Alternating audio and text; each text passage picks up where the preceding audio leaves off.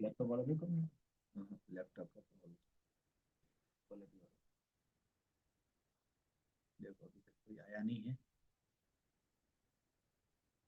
मैं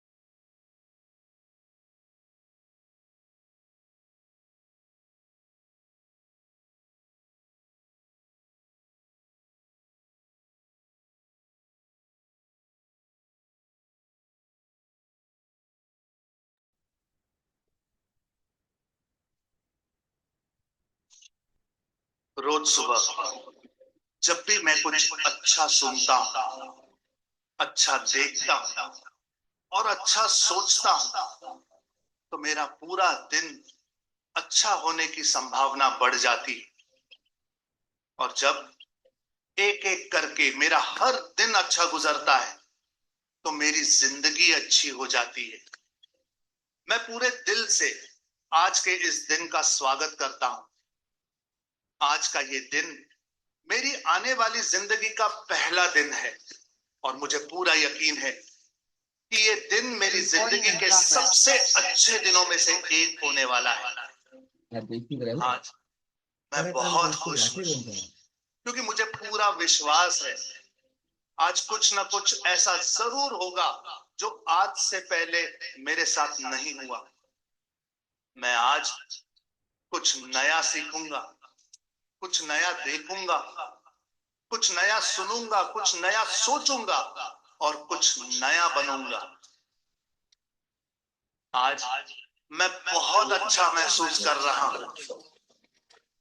अतीत में मुझसे जाने अनजाने में जो भी गलतियां हुई या मेरे साथ जो कुछ भी गलत हुआ है, उसके लिए मैं खुद को और दूसरों को पूरी तरह से माफ करता हूँ। मेरा ध्यान गुजरे हुए कल पर नहीं, बल्कि आने वाले पल पर है। आज मुझे जो कुछ भी करना है, उसके बारे में मैंने अच्छे से सोच लिया है और अपने हर लक्ष्य को पाने के लिए आज मैं पूरी तरह से तैयार हूं। मेरा मन बिल्कुल शांत है और मेरा ध्यान पूरी तरह से अपने लक्ष्य पर केंद्रित है। मेरी सोच पूरी तरह से सकारात्मक है। मेरा यह मानना है कि मेरे साथ जो कुछ भी होता है वो अच्छे के लिए होता है। मेरी जिंदगी में जो भी मुश्किलें हैं, मैं उन्हें मुश्किलों की तरह नहीं बल्कि एक अवसर की तरह देखता हूं। खुद को आगे ले जाने का अवसर, खुद को जानने का अवसर, खुद को अंदर से और शक्तिशाली बनाने का अवसर। आज जो भी चुनौतियां मेरे सामने आने वाली हैं, उनका सामना करने के लिए मैं पूरी तरह से तैयार हूं। मुझे अपनी जिंदगी से बहुत प्यार है। मेरा शरीर अंदर से पूरी तरह से स्वस्थ है और मेरी बुद्धि किसी भी परिस्थिति में सही फैसले लेने के लिए पूरी तरह से सक्षम है। मेरा मन आनंद से भरा हुआ है और मैं हमेशा खुश रहता हूं, मस्त रहता हूं, हंसता खेलता रहता हूं। मेरे लिए मेरी जिंदगी एक खेल के जैसी है और मैं इस खेल का पक्का खिलाड़ी हूं। मुझे हार या जीत से कोई फर्क नहीं पड़ता। मेरा सिर्फ एक ही मकसद है कि जिंदगी के इस खेल में मैं खुद को इस काबिल बनाना चाहता हूं कि दुनिया की जितनी भी खुशियां हैं वो खुद चलकर मेरे पास आए। आज जो कुछ भी मेरे पास है और जो लोग मेरे साथ हैं, मैं उन सभी के लिए पूरे दिल से शुक्रगुजार हूं। आज मुझे किसी तरह की कोई कमी नहीं है। मुझे खुद की काबिलियत पर पूरा भरोसा है। पूरे ब्रह्मांड में सारी शक्तियां मेरे साथ हैं और मेरे अंदर ऊर्जा का पूरा भंडार है। अब चाहे जो भी हो जाए, मुझे आगे बढ़ने से इस दुनिया की कोई ताकत नहीं रोक सकती। मेरे लिए कुछ भी नामुमकिन नहीं है, सब कुछ मुमकिन है। जो भी मैं सोच सकता हूं, मैं वो कर सकता हूं, वो कर सकता हूं, वो कर सकता हूं।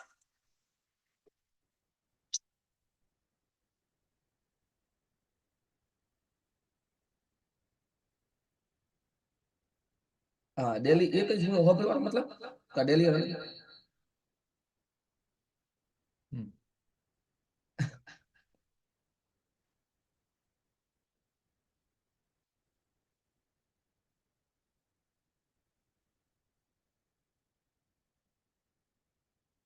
नमस्कार। स्वागत है आपका। अच्छा, चेहरे पे लाइट ऐसी आ रही है।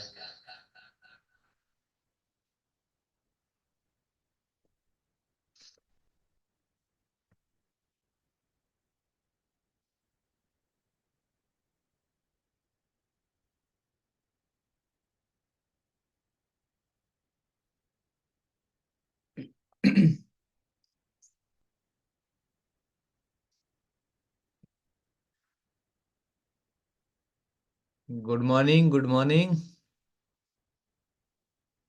हाँ, ये ठीक है। ये सिलसिला शुरू करते हैं ना। तो क्या है, सुबह सुबह सबको अच्छा लगता है। अब सर्दियां हैं। गुड मॉर्निंग, सुप्रभात, ऐसा अच्छे अच्छे संदेश लिखा करो तो पता चले कि भी आप आए हैं और पूरी ऊर्जा के साथ में आए हुए हैं। बिल्कुल, राम राम जी।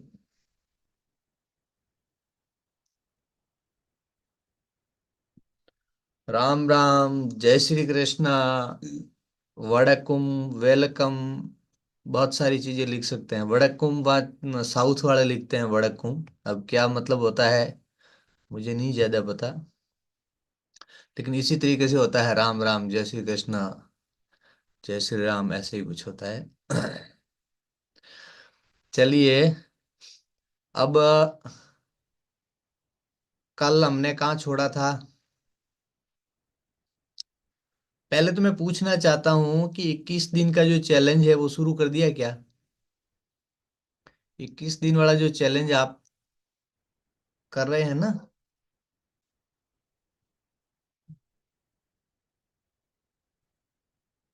हम्म।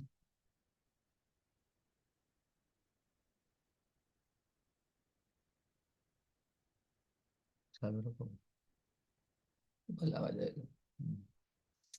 ठीक है, ठीक है, ठीक है, ठीक है, ठीक है। एक कोई चीज मैं दिखाना चाहता हूँ आपको। देख लेते हैं तो है कि या खुली हुई है तो दिखा दूंगा, खुली नहीं है तो नहीं दिखाऊंगा, ठीक है। अ,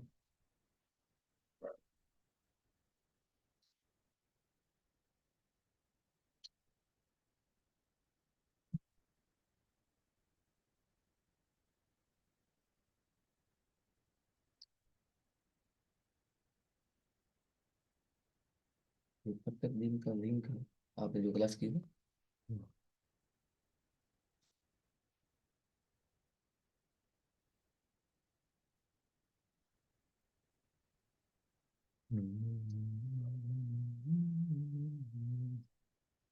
ई कॉमर्स।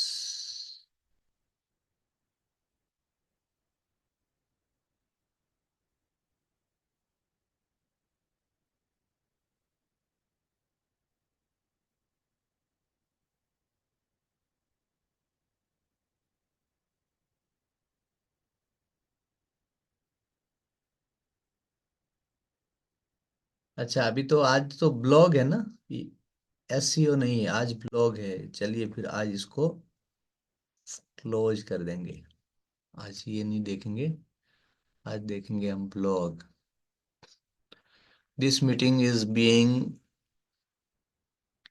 ट्रांसक्रिप्ट।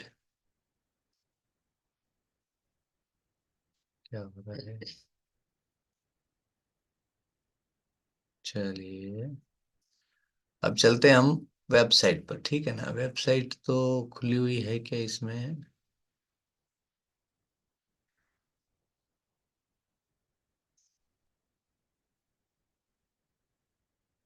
नहीं है ना।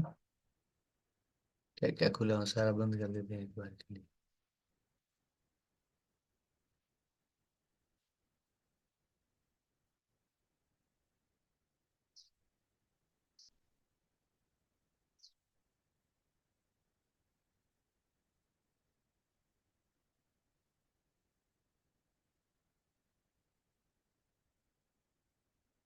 न्यू टैब में अपन लिखते हैं होस्टिंगर। Hostinger login.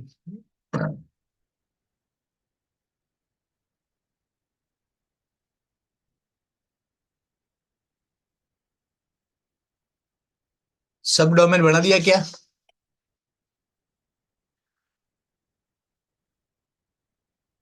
आप सबका सब डोमेन बन गया? ईमेल, नया ईमेल कर दिया आपने, प्रोफेशनल ईमेल जो मैंने आपको सिखाया था वो?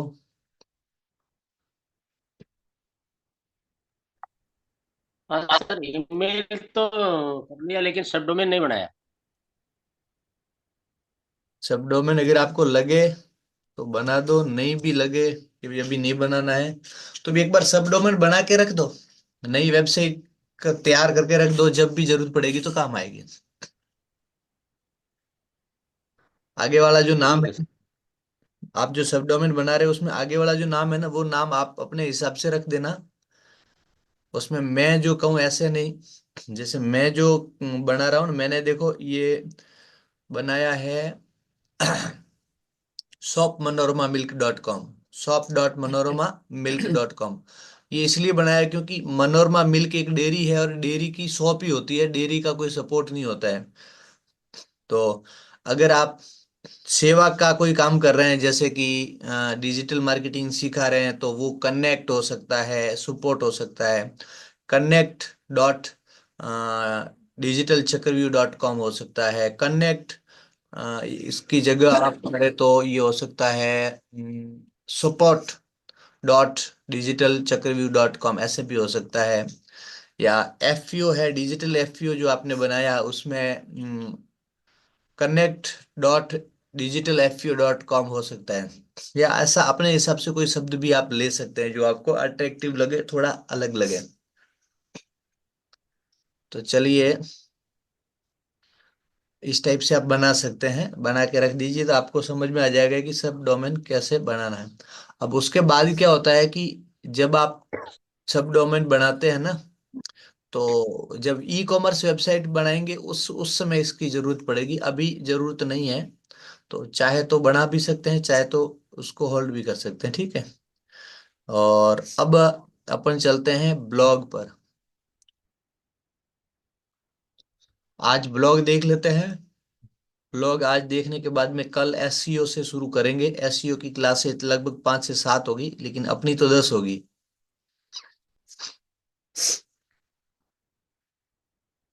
हम जमीन से जुड़े हुए आदमी हैं, इसलिए क्या हम मेहनत ज्यादा करते हैं।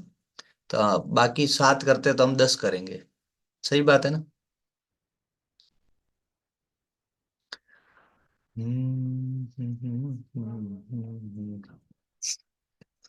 ब्लॉग। ब्लॉग क्या है? कोई बता सकता है ब्लॉग क्या है? ब्लॉग में जाने के लिए इसमें से किस में जाना होता है?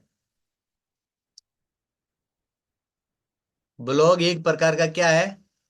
पोस्ट होती है, लेकिन वो पेज में होता है। पोस्ट तो होती है, लेकिन होता है कहाँ है? पेज में होता है। तो इसको पोस्ट में ले जाने के लिए क्या करेंगे? जब हम डालेंगे ना यहाँ पोस्ट, तब वो पोस्ट में मानी जाएगी। अभी क्या है, अभी हम पेज में जाएंगे। जब तक हम हम्म,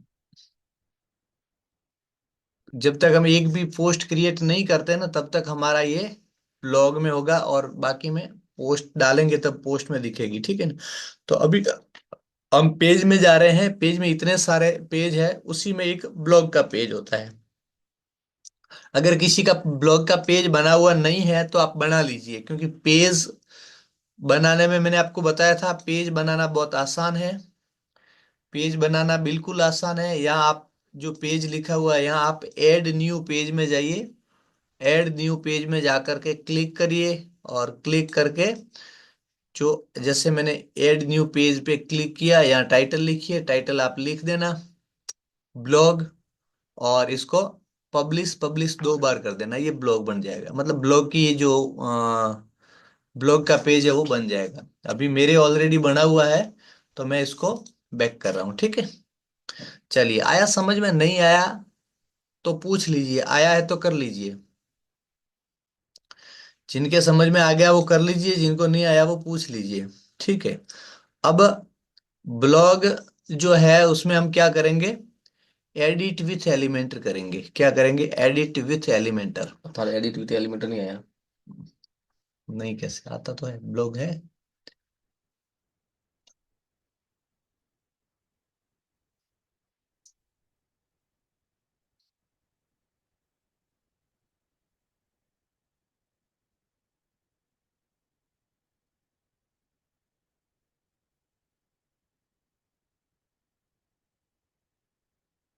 ऐसे कर लीजिए।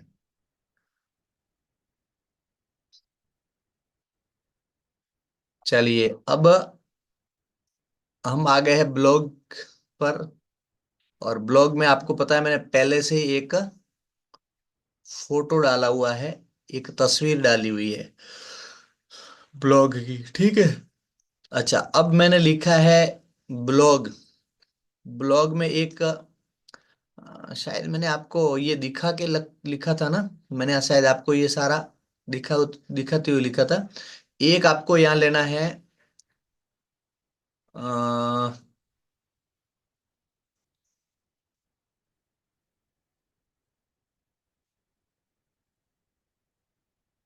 हेडिंग लेना है। हेडिंग हेडिंग लेकर के यहाँ डालना है, और ये ब्लॉग उसमें लिखना है। उसके बाद में हेडिंग लेकर के उसको हेडिंग को टैग करना है H2, हेडिंग 2 करके यहाँ डालना है। या एक बार दूसरी हेडिंग भी यहाँ ले लोगे और ऐसे कर लोगे तो चलेगा। ठीक है? तो इस प्रकार है ये। अब अगर यहाँ तक, क्योंकि पिछली क्लासों में मैंने बताया हुआ है, तो आपको ध्यान होगा ये कैसे करना होता है। ठीक है? अब आपको क्या करना है, सीधा सा आज ब्लॉग कैसे बनाया जाता है वो मैंने पहले आपको सिखा दिया है। आज मैं दिखाऊंगा कि ब्लॉग राइटिंग कैसे किया जाता है। ठीक है? अब मैंने वैसे ही ये लिखा हुआ था है, welcome to Manorama milk dairy. ठीक है? अब यहाँ क्या करना है, यहाँ हमें हमारी एक बढ़िया सी पोस्ट डालनी है। पोस्ट इतनी जबरदस्त डालनी है कि लोगों को देख करके पढ़ने का मन करे। अच्छा, पोस्ट कैसी होनी चाहिए? हमारा जो सब्जेक्ट है उसके रिलेटेड होनी चाहिए। हम जिस सब्जेक्ट में हमने वेबसाइट बनाई है उससे रिलेटेड होनी चाहिए। जैसे कि आपने बनाया है डिजिटल एफपीओ। तो डिजिटल एफपीओ में क्या क्या चीजें आपने डाली है, आप किस किस चीजों का प्रोसेसिंग करते हैं, उसी चीजों की आप एक पोस्ट डालिए। जैसे कि आप मूंगफली का काम करते हैं, मूंगफली परचेज करना करने का काम करते हैं, तो आप मूंगफली पर एक बढ़िया सी पोस्ट डालिए, हमारे क्षेत्र में मूंगफली इतने इस प्रकार की उगती है हमारे क्षेत्र में। पहले तो आप मूंगफली पर डिटेल्स डाल दीजिए। मूंगफली एक इस पर तेलीय प्रोडक्ट है जिससे तेल बनता है। मूंगफली का तेल आम भारतीय खाते हैं ज्यादातर। इतना इतना वो थोड़ा सा डाटा आप निकाल लीजिए उसमें से। आप ये जो मूंगफली पर है। अच्छा, अब बढ़िया सा डाटा कहाँ से निकालना मैं आपको अभी समझाऊंगा। अभी उससे पहले मतलब मैं आपको थोड़ा सा ओवरव्यू दे देता हूँ कि आप मूंगफली पर इस प्रकार से थोड़ा सा लिखिए। लिखने के बाद में भारत में मूंगफली कितनी होती है, एक्सपोर्ट होती है या नहीं होती, या कम होती है तो बाहर से लाई जाती है, क्या है उस वो डाटा निकाल लीजिए। उसके बाद आप मूंगफली के गुण लिखिए कि मूंगफली का तेल या मूंगफली खाने से क्या क्या फायदे होते हैं। अच्छा, आपकी जो मूंगफली है वो किस प्रकार की है, ऑर्गेनिक है, बिना केमिकल की है, या आप कन्वेंशनल मूंगफली करते हैं, किस प्रकार की है वो लिखिए। फिर मूंगफली किस प्रकार से खाई जाती है, किस प्रकार से लोग खा रहे हैं, उसमें कोई चेंजेज है तो वो चेंजेज बता दीजिए। उसके जो गुण है वो बता दीजिए, उसके जो दोष है वो भी बता दीजिए। और मूंगफली से क्या क्या चीजें बनती है वो बता दीजिए। मूंगफली का तेल कैसे निकलता है वो थोड़ा सा प्रोसेस बता दीजिए। किस प्रकार का तेल अच्छा होता है, किस प्रकार का तेल अच्छा नहीं होता है। आजकल जो मिलावट करके तेल दे रहे हैं उससे कैसे सावधान रहना है। किस प्रकार के जो मूंगफली के तेल खाए जाते हैं, किस प्रकार से खाने चाहिए, ये मतलब बहुत सारा बढ़िया बढ़िया लेख आप लिख करके डाल सकते हैं। अब क्या होता है यह है कि आप अगर एआई से अगर लिखवाते हैं तो क्या होता है कि एआई से आजकल क्या हो गया है कि एआई से अगर आप लिखवाते हैं ना तो समस्या ये होती है कि गूगल जान लेता है कि इसने एआई से लिखवाया है। इसलिए गूगल आपके जो लेख को रैंक नहीं करता। लोग जो देखने वाले होते हैं ना उनको पता चल जाता है कि ये एआई से लिखा, क्योंकि सबके मोबाइल में एक्सटेंशन डाला हुआ होता है। सबके लैपटॉप में एक्सटेंशन डाला हुआ था। क्या होता है एक्सटेंशन, मैं आगे आपको समझाऊंगा। तो वो होता है एक्सटेंशन। जैसे मैं आपको बताऊं मेरे पास में एक्सटेंशन कितने डाले हुए हैं। मैं आपको बताऊं मेरे पास में ये इतने सारे एक्सटेंशन हैं। ये स्क्रीन रिकॉर्डर है, अगर मेरी स्क्रीन रिकॉर्ड करनी है तो ये स्क्रीन रिकॉर्डर है, ये एक एक्सटेंशन है। ये कलर पिकर्स है तो ये एक एक्सटेंशन है। ये व्हाट्सएप का बल्क मैसेंजर है तो ये बल्क मैसेंजर भी एक एक्सटेंशन है। और कॉन्टैक्ट एक्सट्रैक्टर है तो वो क्या होता है कि मेरे व्हाट्सएप पर जितने भी मोबाइल नंबर है, यानी कि जितने भी व्हाट्सएप ग्रुप है, उन ग्रुपों में जितने भी कॉन्टैक्ट नंबर है वो ये एक्सट्रैक्ट कर सकता है, यानी कि निकाल सकता है सबका। तो इस प्रकार का है। माई एड फीडर है, ये एडवर्टाइज के समय में मैं आपको बताऊंगा। वीए सेंडर फ्री प्लगइन है, ये व्हाट्सएप का एक सेंडर है, वो फ्री प्लगइन है जिसमें कुछ लिमिटेड है, लिमिटेशन है, लेकिन ये कुछ फ्री मैसेज करता है। ये लगभग पर डे 400-500 मैसेज फ्री कर देता है। ठीक है, आपको अगर हजारों में मैसेज करने हैं तो फिर वो आपको ये यूज करना पड़ेगा पे वाला। ठीक है, इस प्रकार से ये एक्सटेंशन होते हैं। तो अब एक्सटेंशन का हमें जरूरत नहीं है, मैं आपको इसलिए समझा रहा हूँ एक्सटेंशन की। ये जो एक्सटेंशन होते हैं इसी प्रकार एक एक्सटेंशन ऐसा होता है जो आपका जो ब्लॉग है वो ब्लॉग का पता करे कि ये एआई ने लिखा है या मानव ने लिखा है, किसी मनुष्य ने लिखा है या किसी एआई से लिखवाया है, वो पता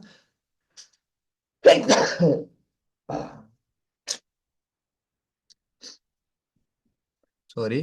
तो ये जो कैसे लिखवाया है, कैसे लिखा है, उसका भी वो पता करने का एक्सटेंशन होता है। तो वो एक्सटेंशन से पता कर लेते हैं कि ये कैसे लिखा हुआ है, तो ज्यादा वजन नहीं पड़ता है हमारे ब्लॉग में। इसलिए हमें क्या करना है, ब्लॉग लिखवाना है एआई से, लेकिन उसमें कुछ चेंजेज हमारी ओर से करने हैं। हमारी ओर से कुछ भाषा में बदलाव करना है, कुछ शब्दों में बदलाव करना है। उस प्रकार से करके हमें थोड़ा सा उसको चेंज करके फिर डालना है। तो उससे क्या हो जाएगा, उससे ये हो जाएगा कि आप की भी थोड़ी सी मतलब वो उसमें लिखने की प्रैक्टिस हो जाएगी, और आपको आइडिया भी आ जाएगा कि लिखा कैसे जाता है। दोनों चीजें हो जाएगी, लिखवाना एआई से है और आपको अपने हिसाब से उसको चेंजेस करना है। ठीक है ना।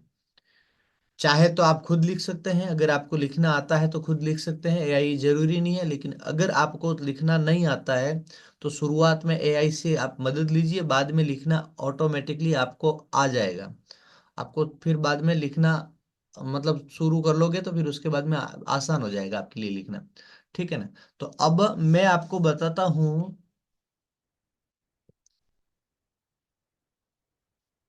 एक टूल्स जिसका नाम है चैट जीपीटी। जिसका नाम है चैट जीपीटी।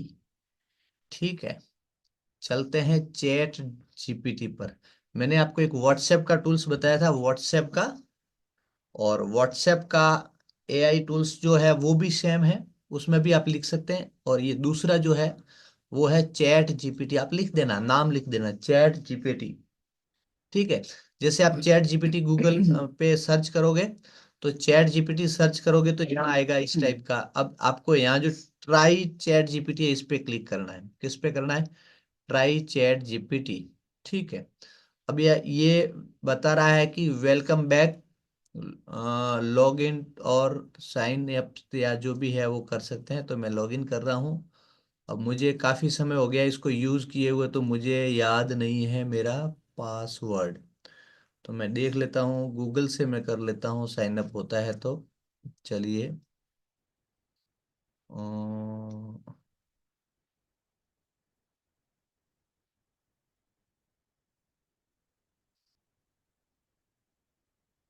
अच्छा, ये क्या हुआ कि ये बता रहा है, मैं लिख लेता हूँ मेरा date of birth. Month month है जनवरी, तारीख है 05, और 1888, सॉरी बहुत आगे चला गया, नहीं, 1988 ये है। डाल दिया मैंने।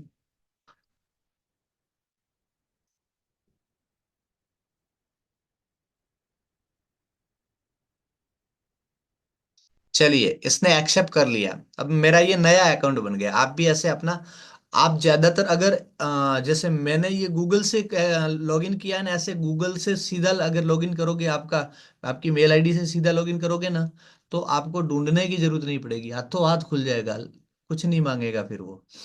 ठीक है। अब चैट जीपीटी हो गया। अब चैट जीपीटी में अब क्या करना है, हमें पूछना है, हमें पूछना है। अब मैं पूछूंगा, मेरे को हिंदी में पूछना है। ठीक है। चलिए मैं पूछता हूँ। हम्म,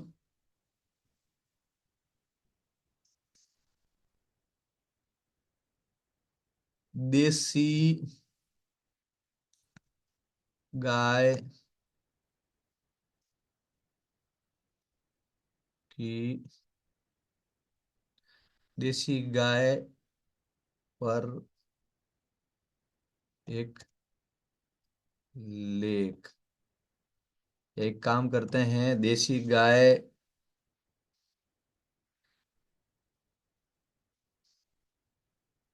की विशेषताओं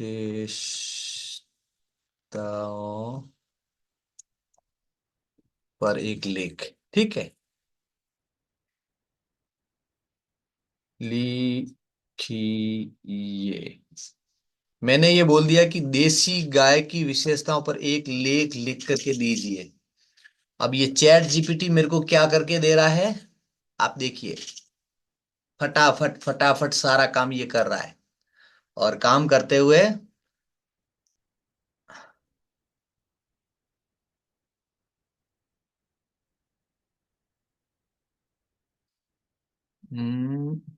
आ गया पॉइंट।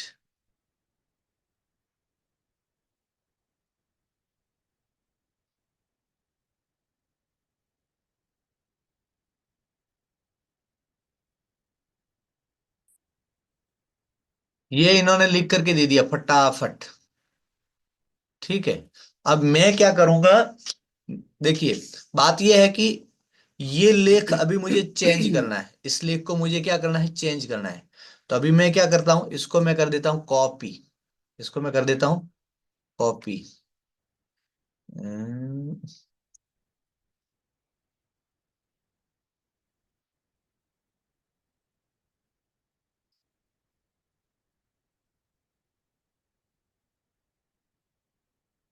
चलिए मैं उधर से ऊपर से नीचे की ओर करता हूँ कॉपी।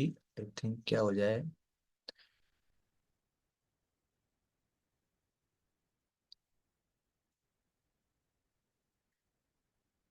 क्या हो रहा है। अच्छा ये सीधा कॉपी हो रहा है। चलिए सीधा यहाँ से नीचे से कॉपी हो गया। यहाँ आप बटन देखिए, यहाँ लिखा है रीड लाउड, यानी कि आप इसको सुन सकते हो। चलिए मैं सुन के दिखाता हूँ आपको। देशी गाय की विशेषताएं। देशी गाय भारत की ग्रामीण संस्कृति और अर्थव्यवस्था का अभिन्न हिस्सा रही है। ये न केवल दुग्ध उत्पादन के लिए महत्वपूर्ण है, बल्कि कृषि, पर्यावरण संरक्षण और जैविक खेती में भी इसकी अहम भूमिका है। देशी गाय को उसके अनूठे गुणों और उपयोगिताओं के कारण विशेष स्थान दिया जाता है। आइए इसकी विशेषताओं पर विस्तार से चर्चा करें। 1. भौतिक विशेषताएं। देशी गाय की पहचान उसके छोटे और मजबूत शरीर, उभरे हुए कंधे और सींगों से होती है। इनके कान बड़े और सिर पर सींग मुड़े हुए होते हैं। इनकी त्वचा पर बाल कम होते हैं, जिससे ये गर्मी में भी सहज रह पाती है। विभिन्न प्रजातियों के अनुसार इनके रंग में भिन्नता होती है, जैसे साहीवाल, गिर, कांकरेज और राठी। स्वास्थ्य और सहनशीलता। देशी गायें जलवायु के अनुसार अत्यधिक सहनशील होती हैं। ये उच्च तापमान और प्रतिकूल परिस्थितियों में भी जीवित रह सकती है। चलिए मतलब समझ में आ गया कि यहाँ हम सुन सकते हैं। यहाँ से होती है कॉपी। यहाँ इसको लाइक कर सकते हो कि अभी चलो आपने लिख के दिया, अच्छा लगा तो मैंने लाइक कर दिया कि चलो मुझे अच्छा लगा। अब ये जो है ये कॉपी हो गया। अब कॉपी हो गया तो मुझे क्या करना है आपको पता है ना। हमें इसको कहाँ करना है, पेस्ट। ये हमें पेस्ट करना है। मैं जाऊंगा ड्राइव में। कहाँ जाऊंगा, ड्राइव में। मैं कई बार आपको समझाता हूँ कि ड्राइव में जाओ, न्यू पे जाओ, और न्यू में जाकर के आप गूगल डॉक में, डॉक यानी कि डॉक्यूमेंट, गूगल डॉक में जाओ और यहाँ आकर के पेस्ट कर दीजिए। यहाँ आकर के पेस्ट कर दीजिए। जैसे यहाँ आकर के पेस्ट हो गया। अब इसको आप यहाँ आराम से चेंज कर सकते हैं। इस लेख को आराम से अपने हिसाब से चेंज कर सकते हैं। देशी गाय की विशेषताएं। देशी गाय भारत की ग्रामीण संस्कृति और अर्थव्यवस्था का अभिन्न हिस्सा रही है। यह न केवल दुग्ध उत्पादन के लिए महत्वपूर्ण है, बल्कि कृषि, पर्यावरण संरक्षण और जैविक खेती में भी इसकी अहम भूमिका है। देशी गाय को र, अनूठे गुणों और विशेषताओं के कारण विशेष स्थान दिया जाता है। आइए इसकी विशेषताओं पर विस्तार से चर्चा करते हैं। अब अब मैं यहाँ लिखता हूँ भारतीय देशी गाय की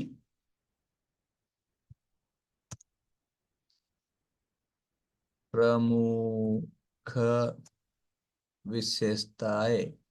ठीक है, लिख दिया। अब मुझे नहीं पता कि इसमें चेंजेस करने से कोई एआई का वो लागू होता है कि नहीं होता, लेकिन मैंने लिख दिया। बात यह है कि अगर पूरे लेख में ऐसे कुछ अलग अलग चीजें करते रहोगे तो एआई वाला जो है वो समझ में नहीं आएगा कि ये एआई से बनाया हुआ है। ठीक है ना। अब देशी गाय भारत की ग्रामीण संस्कृति और अर्थव्यवस्था का अभिन्न हिस्सा रही है। हम्म या एक चीज लिख सकते हैं,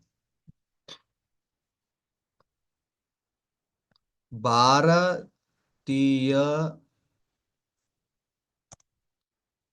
ओहो,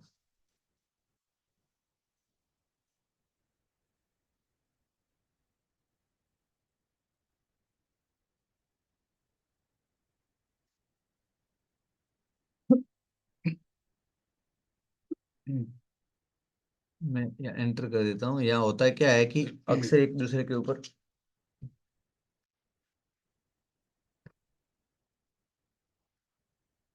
देसी, अच्छा देसी नहीं लिखना है, यहाँ लिखना है भारतीय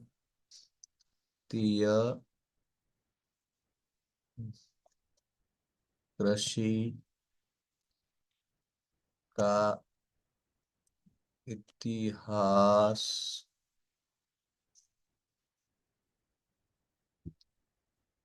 लगभग 10,000 वर्षों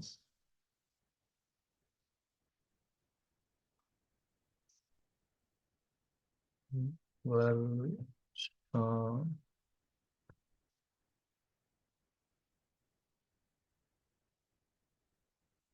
से भी पुराना है।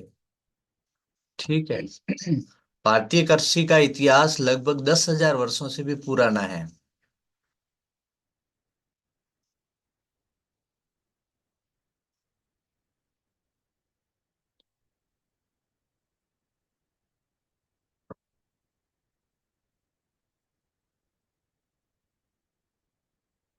अब आप लिख लीजिए त्रेता युग में और द्वापर युग में, और जो अलग अलग युग है उन युगों में लिख लीजिए कि किन पर किस प्रकार से उस समय भी गौ सेवा होती थी।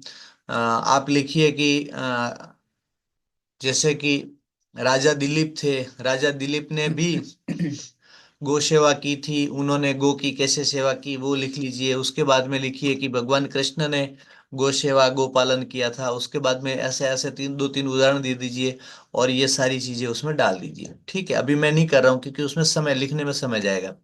इस प्रकार से आप लिख लीजिए। लिख करके क्या करिए आप, अब इसकी भूमिका तैयार कर लीजिए। ये इसकी मतलब ये भूमिका हो गई।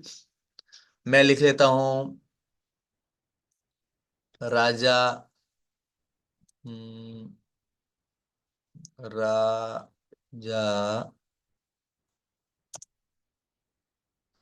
दिलीप से लेकर के भगवान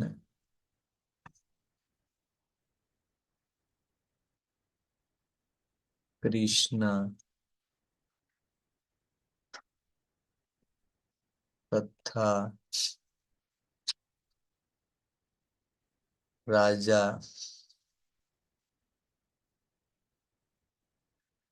जनक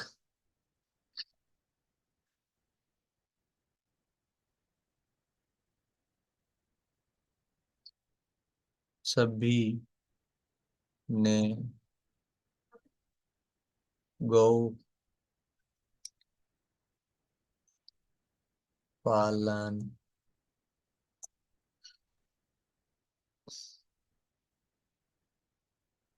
किया है और गाय को माता का दर्जा दिया गया है। मैंने ये लिख दिया है। अब ये इतना सा मैंने लिखा है। अब आप चाहे तो अपने हिसाब से लिख सकते हैं। जरूरी नहीं है कि आप गौ सेवा पर ही लिखिए, क्योंकि मेरे पास में मैं जो लेख लिख रहा हूँ वो डेयरी का लिख रहा हूँ, और वो डेयरी ऐसी है जिसमें खाली गाय का दूध या गाय के दूध के प्रोडक्ट ही मिलते हैं। इसलिए उस पे मैं लेख मुझे ठीक लगा कि चलो पहला ही लेख हम गौ सेवा पर लिखते हैं। ठीक है, गौ सेवा गौ संवर्धन या गाय पर लिखते हैं। भारतीय देशी गाय की प्रमुख विशेषता है। ठीक है।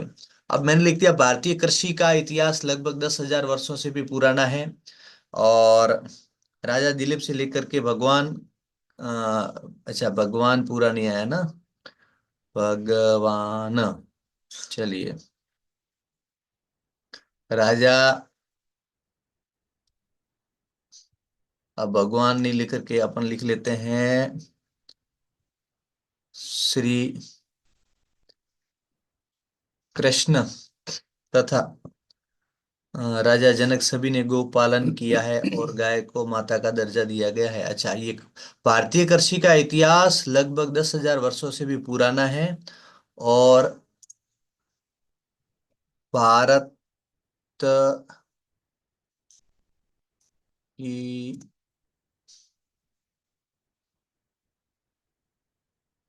खेती के मूल में गाय रही है। अब इस सेंटेंस का क्या हो रहा है, अब ये आपस में सेंटेंस मिल रहा है। नहीं तो भारतीय कृषि का इतिहास लगभग 10,000 वर्षों से भी पुराना है और भारत की खेती के मूल में गाय रही है। ठीक है। अब राजा दिलीप से लेकर के श्री कृष्ण तथा राजा जनक सभी ने गोपालन किया है और गाय को माता का दर्जा दिया गया है।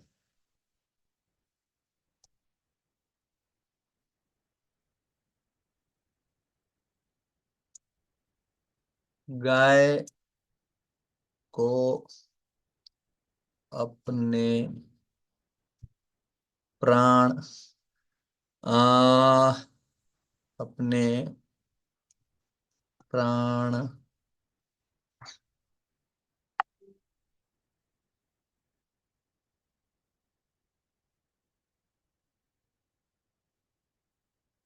से भी अधिक महत्वपूर्ण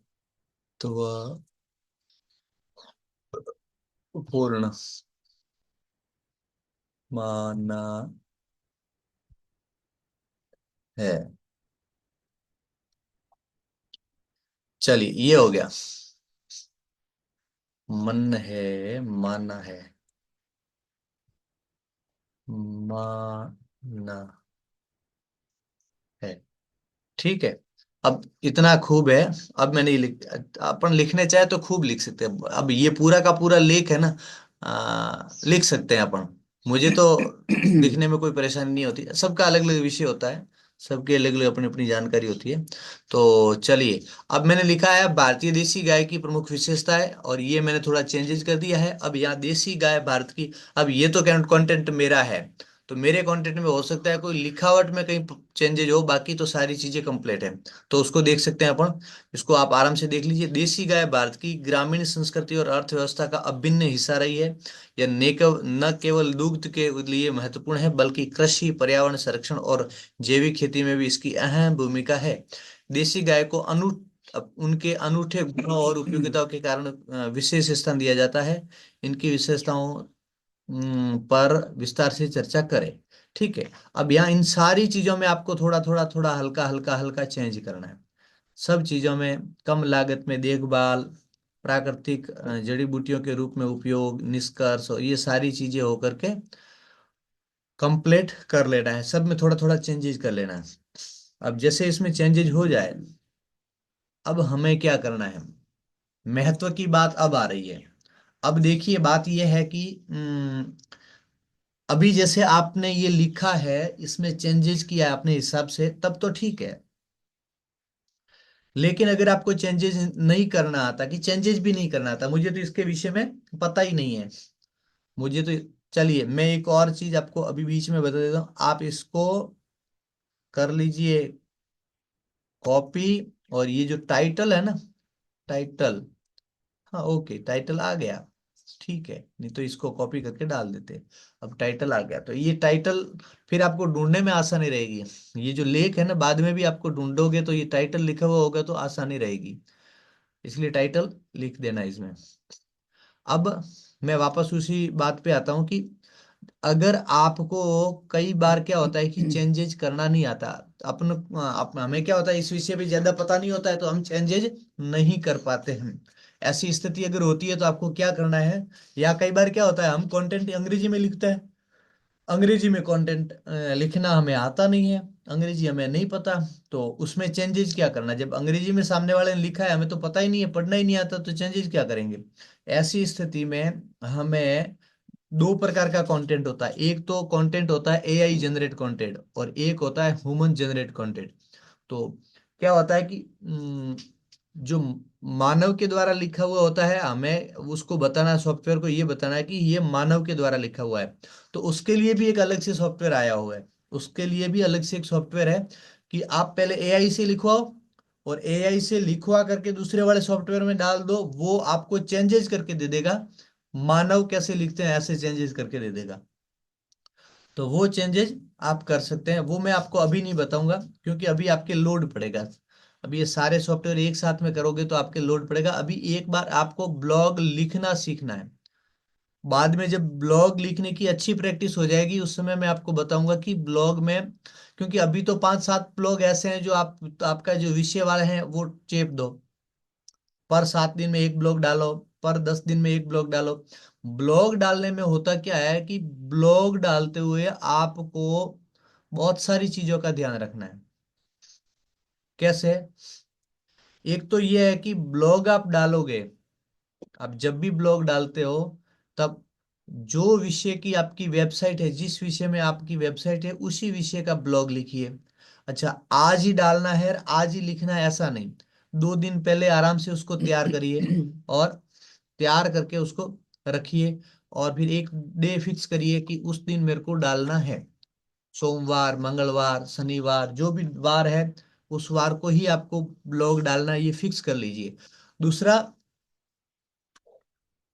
आपका पूरा इकोसिस्टम बन जाए, आपका पूरा इकोसिस्टम बन जाए आपकी, आप जिस इकोसिस्टम का मतलब क्या होता है, जैसा कि संदीप जी का अगर आपने वीडियो सुना होगा तो आपको उस समय बताया होगा कि ब्लॉग और ये सारी चीजें मतलब क्या होता है कि एक अपना इकोसिस्टम बनता है, इकोसिस्टम के अनुसार ये बनाना होता है। जैसे कि आपने वेबसाइट बनाई, उसमें एक ब्लॉग का कॉलम रखा, उसमें आप ब्लॉग डाल रहे हो। जैसे मैंने ब्लॉग डाला देसी गाय की प्रमुख विशेषता, अब देसी गाय की प्रमुख विशेषता नाम से मैंने ये ब्लॉग लिख लिया, लिख करके मैं डाल रहा हूं इसमें वेबसाइट में ब्लॉग। अब इसी को मैं रिकॉर्ड करूंगा, इसी को मैं क्या करूंगा, वीडियो रिकॉर्ड करूंगा, और वीडियो रिकॉर्ड करके क्या करूंगा, मैं मेरे यूट्यूब के चैनल पर डालूंगा। अब ध्यान क्या रखना है, ध्यान ये रखना है कि मैंने मेरा जो देसी गाय का जो लेख है, वो लेख तो मैंने लिख करके डाल तो दिया मैंने वेबसाइट पर। अब वेबसाइट का नाम है manormamilk.com, ठीक है। लेकिन मैंने क्या कर दिया, मैंने यूट्यूब पर जब डाला मैंने इसका वीडियो, तब मैंने किस में डाला, तब मैंने डाल दिया किस में, दिखा रहा हूं मैंने डाल दिया एनपीसीएल उद्यमी पाठशाला पर, ठीक है। अब मेरे को क्या डालना है, इसके बाद में मेरे को कुछ लेख और कुछ वीडियो उसका कॉम्बिनेशन बना करके मेरे को फिर कहाँ डालना है, फेसबुक पर डालना है। तो फेसबुक पर डालने के लिए मैं क्या करूंगा,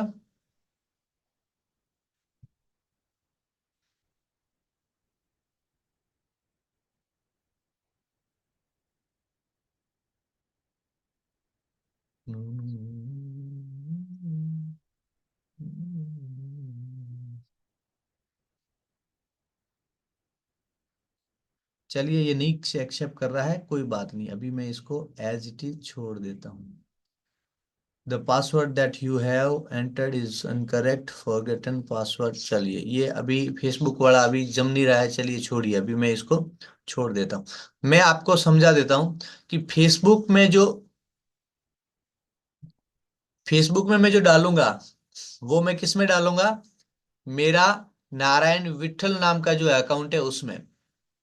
आप देखिए मैंने आपको सारी चीजें बताई कि मैं, 1 मिनट मैं लिख के बता देता हूं कि मैंने आपको बताया कि ये जो लेख है, ब्लॉग है, यानी कि मैं जो ब्लॉग डाल रहा हूं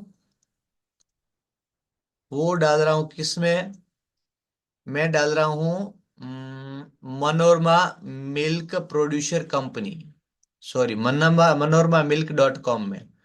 और उसके बाद में मैं यूट्यूब पे जो डाल रहा हूँ यूट्यूब कंटेंट, वो यूट्यूब का जो कंटेंट है वो मैं कहाँ डाल रहा हूँ, मैं डाल रहा हूँ एनपीसीएल उद्यमी पाठशाला, एनपीसीएल उद्यमी पाठशाला पर, ठीक है।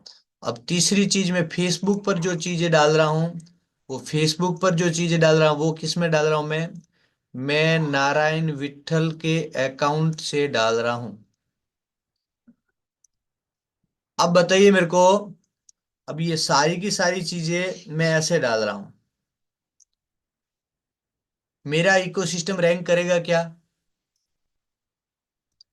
आप मेरे को अब जवाब दीजिए, मेरा इकोसिस्टम रैंक करेगा कि नहीं करेगा?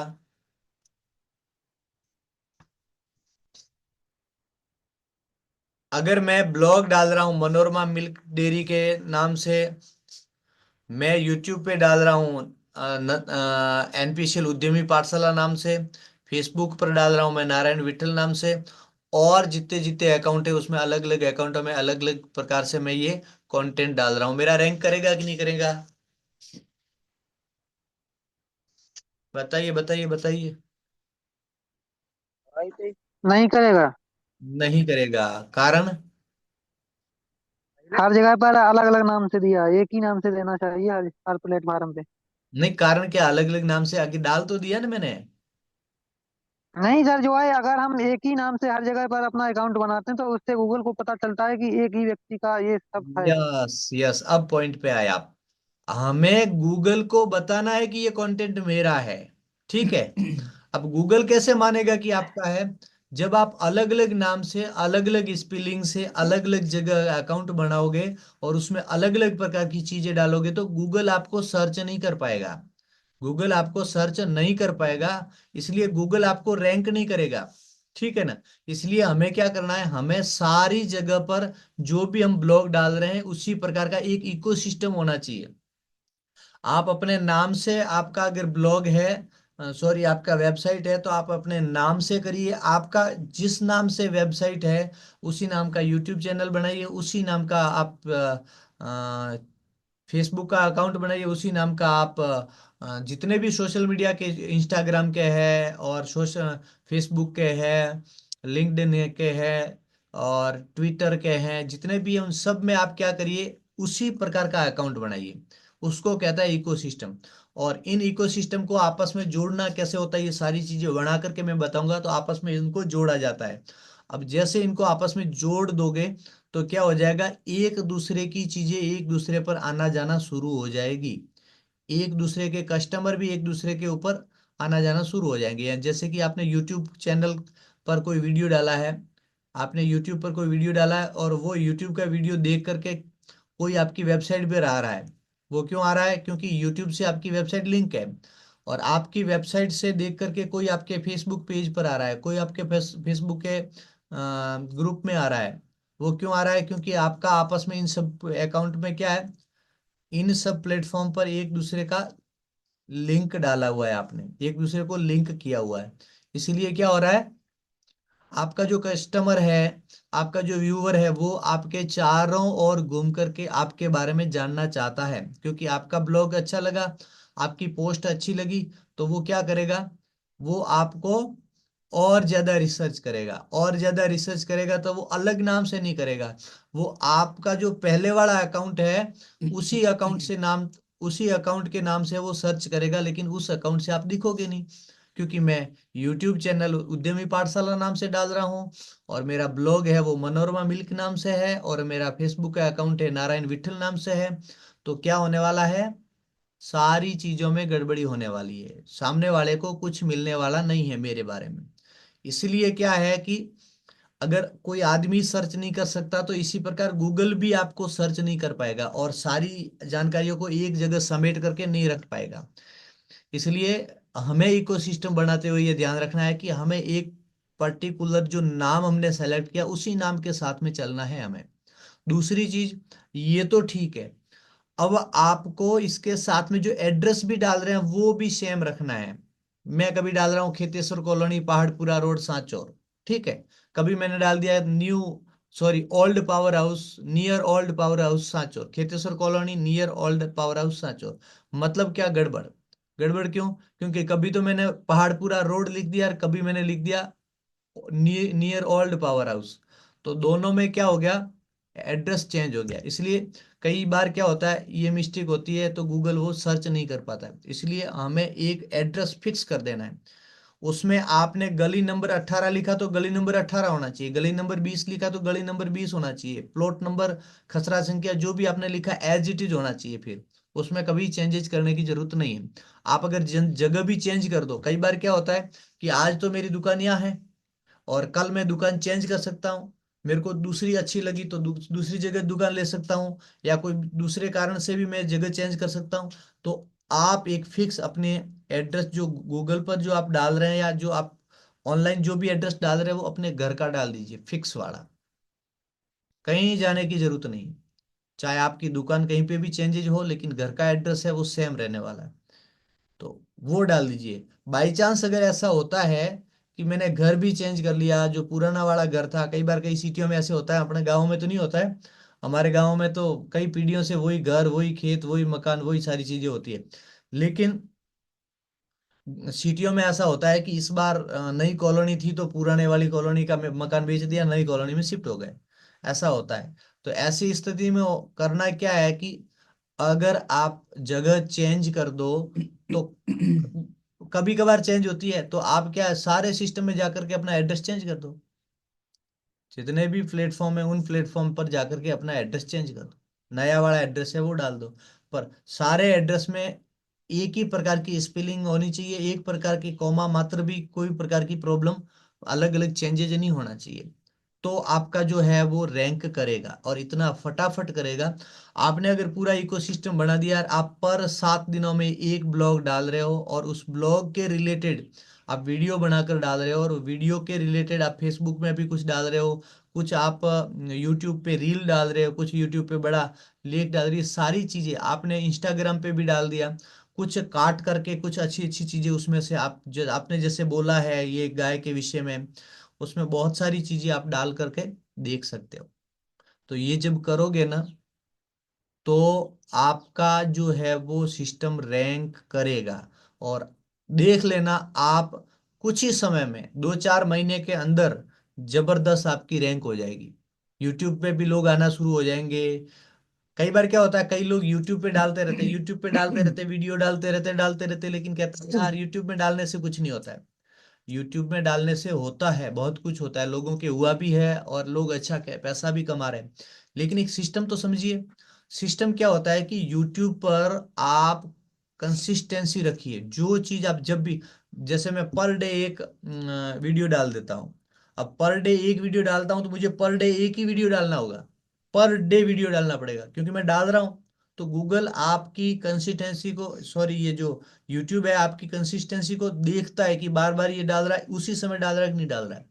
अच्छा, अब मेरे अगर एक पर डे एक वीडियो मेरे से नहीं बन रहा है तो मैं क्या करूंगा, 7 दिनों में एक या 2 दिनों में 2 दिनों में एक या 3 दिनों में एक, ऐसे ऐसे में 2 दिन छोड़ करके एक, 2 दिन छोड़ करके एक, 2 दिन छोड़ करके एक में डाल सकता हूँ। 7 दिनों में एक बार मैं डाल सकता हूँ, जैसे सोमवार को डाला तो पर सोमवार को मैं डालूंगा ही डालूंगा, ये भी हो सकता है। उससे कोई फर्क नहीं पड़ता कि आप लगातार डाल रहे हो और ज्यादा डाल रहे हो या फिर आप एक 7 दिन में डाल रहे हो, उससे कोई फर्क नहीं पड़ता, रैंक उतना का उतना करेगा। कई बार कई लोग क्या करते हैं, महीने में एक डालते हैं फिर भी रैंक करता है क्योंकि अगले महीने भी वो डालते हैं, उसमें समय ज्यादा लगता है, तो अगले महीने उससे अगले महीने उससे अगले महीने ऐसे लगभग 10-15 वीडियो जाते हैं तब रैंक करता है। तो 10-15 वीडियो जाने में 10-15 महीने लग जाते हैं, इसलिए वो रैंक करने में समय लगता है लेकिन रैंक वो भी करता है।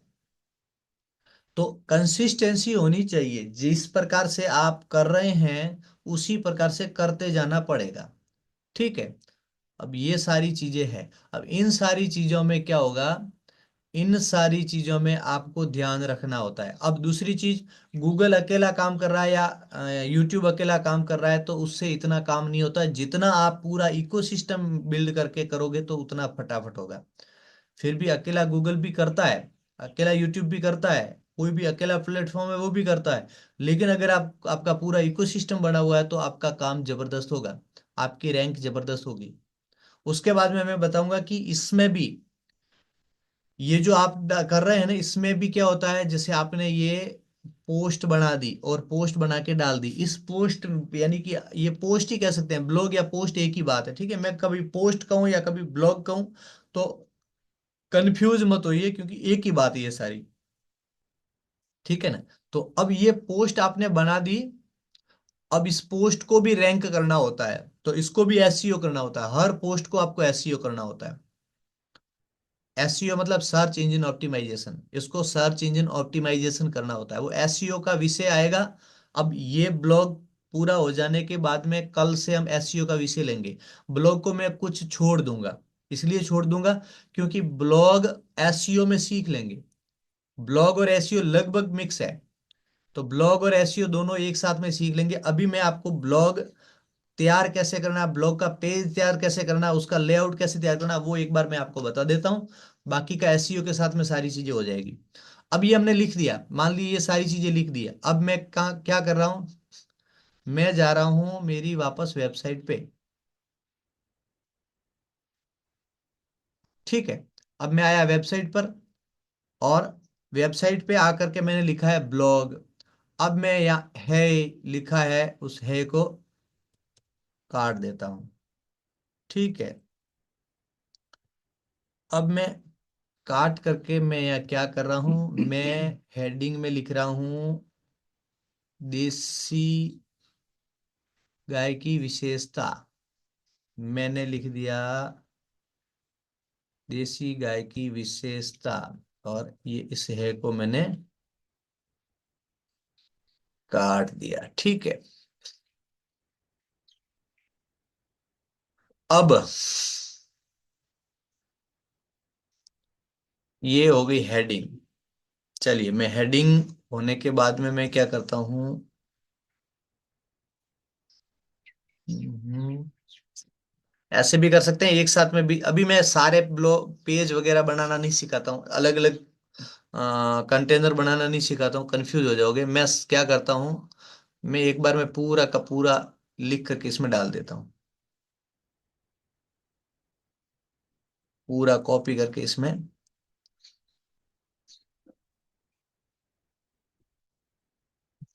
ये कॉपी किया और उसमें डाल दिया।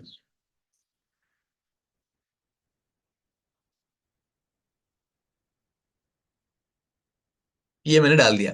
ठीक है, अब क्या हो गया, ये सारी चीजें आ गई इसमें।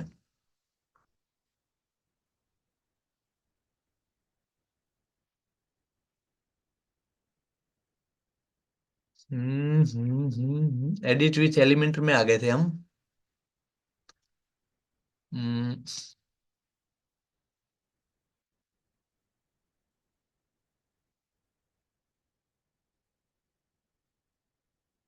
ये हो गई हेडिंग।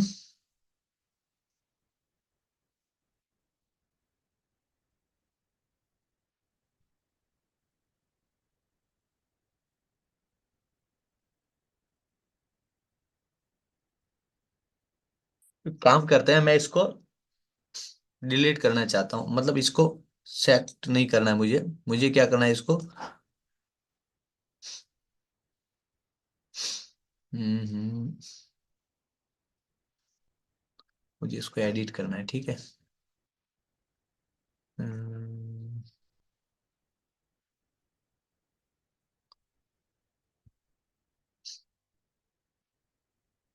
मैं क्या करके दिखाना चाहता, आप देखिए।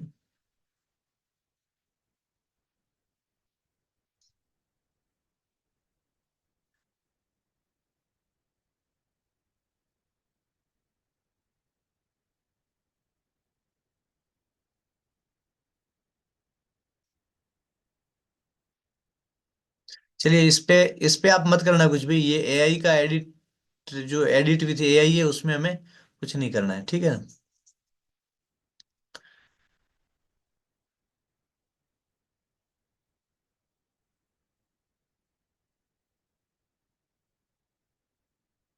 H1 H3।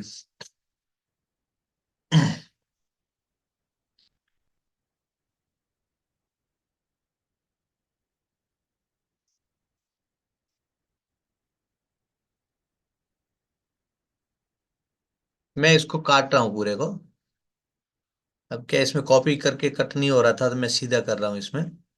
इसका कारण मैं आपको समझा देता हूँ, अभी ये करके मैं समझाऊंगा अभी आपको कारण।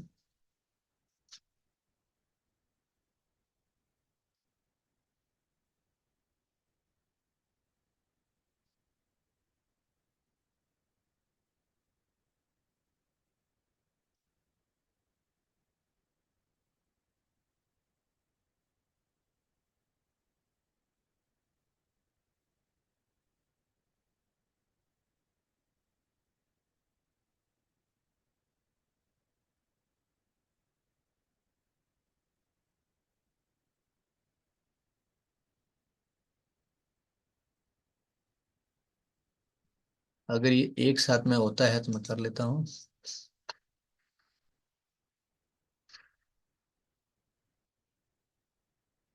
चलिए हो गया, ठीक है।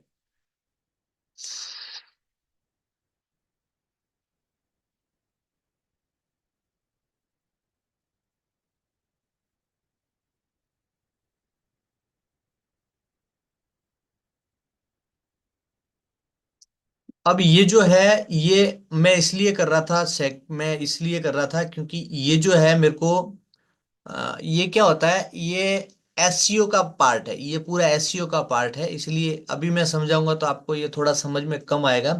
मैं थोड़ा सा हल्का सा बता देता हूँ, बाकी की एसईओ में अपन देखेंगे। ये जो है, ये जो हेडिंग लिखी है इसको हम, ये H3 लिखा हुआ है ना, ये हेडिंग है, हेडिंग तीसरी हेडिंग है, तो इसको हम हेडिंग पहली बना देते हैं। ये हेडिंग हो गई पहली, फर्स्ट हेडिंग हो गई ये। अब ये जो है ना हेडिंग पहली हो गई। अब मैं क्या करूंगा, वापस इसमें जाकर के मैं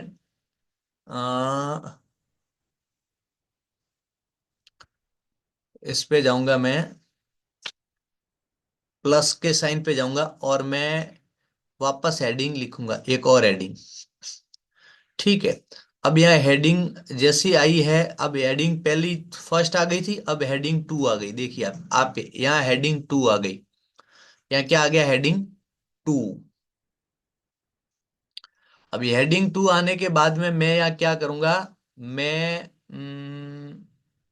इसमें जाऊंगा और यहां जाकर के अपने पास में जो लेख पड़ा है ना उसमें जाऊंगा। मैं यहां जाकर के लिखूंगा ये, इसको कर दिया मैंने कॉपी। मैं आया इसमें आकर के, मैंने यहां आकर के इसको पेस्ट कर दिया। अब जैसे मैंने यहाँ पेस्ट कर दिया, ये चीजें यहाँ आ गई। ठीक है। अब ये हेडिंग टू है मेरे पास में, ये हेडिंग कौन सी है, टू। अब मैं क्या करूंगा, ये हेडिंग टू होने के बाद में मैं वापस जाऊंगा और एक इमेज लूंगा। क्या लूंगा, एक इमेज लूंगा। अब मैं इसी प्लस साइन पे गया और नीचे जाकर के वहां इमेज ले लिया। अब यहां आ गया इमेज, आया इमेज। अब ये इमेज को चेंज करने के लिए मैं यहाँ जाऊंगा, क्योंकि अभी इमेज का बॉक्स आया है, और इमेज को चेंज करने के लिए मैं यहाँ आया। और यहाँ आकर के मेरे को क्या करना है, देसी गाय का फोटो लेना है। अब देसी गाय का फोटो मेरे को लेना है तो मैं क्या करूंगा, यहाँ अगर फोटो नहीं है तो मेरे को अपलोड करना होगा। ध्यान है सबको, मेरे को अपलोड करना होगा। अब अपलोड कहाँ से करूंगा, मेरे पास में तो यहाँ भी नहीं है, तो मैं चेक कर लेता हूँ देसी गाय का अगर फोटो है तो देख लेते हैं, नहीं तो फिर देसी गाय का घी और पंचगव्य। अच्छा, अब यहाँ भी नहीं है, तो अभी मैं कर देता हूँ एक बार कैंसल। मैं चला जाता हूँ यूट्यूब, सॉरी गूगल, और गूगल में जाकर के मैं देख लेता हूँ देसी गाय। ठीक है, मैंने कर दिया इसको सर्च। अब देसी गाय में गया तो मैं यहाँ ऑल में नहीं जाऊंगा, इमेज में जाऊंगा। मैं गया इमेज में। अब इमेज में जाकर के अगर मैंने देसी गाय का फोटो डाला होता तो खाली फोटो ही आते, इसलिए मैं क्या कर रहा हूँ, देसी, सॉरी इसमें तो देसी गाय का घी आ गया, गाय का फोटो पिक, मैंने लिख दिया देसी गाय का पिक, पिक्चर। ठीक है। अब ये मेरे पास में देसी गाय की फोटो आ गई, बहुत सारी फोटो आ गई। हाँ हाँ हाँ, कोई भी बढ़िया सी फोटो आप ले सकते हैं उसमें, बढ़िया जो अट्रैक्टिव लगे वो हम ले सकते हैं। ये पथमेड़ा की गाय है, ये पथमेड़ा की गाय है, इस पर ट्रेड मार्क है। आई थिंक इस पे ट्रेडमार्क हो सकता है, क्योंकि ज्यादा जगह इसका उपयोग करते हैं पथमेड़ा वाले। हम चाहे तो इस फोटो को ले सकते हैं, इसका जो बैकग्राउंड भी कैसा ठीक लग रहा है। और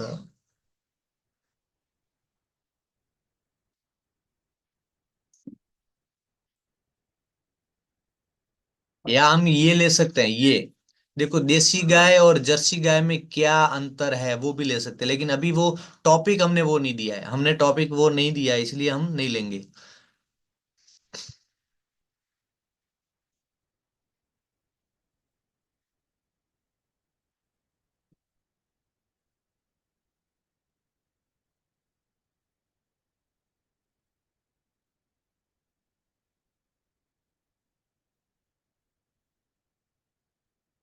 किसी अट्रैक्टिव फोटो को ले लेते हैं।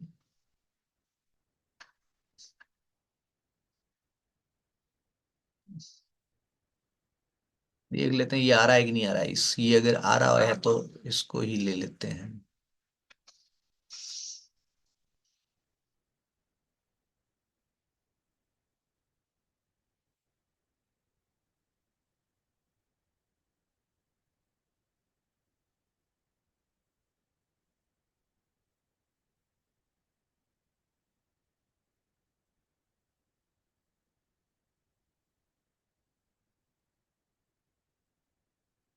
मैं सेव कर रहा हूँ देसी गौ पिक्चर, मैंने कर दिया सेव। ये पिक्चर ही है तो आ जाएगा, पिक्चर नहीं है तो नहीं आएगा। मैं गया एडिट ब्लॉग में, यहाँ जाकर के मैं कर रहा हूँ अपलोड फाइल, अपलोड में अब देसी गाय का पिक्चर, पिक्चर यहाँ अपलोड कर रहा हूँ, ओपन कर रहा हूँ, ओपन करते हैं आ गया। ओके, ये आ रहा है, आप देखिए।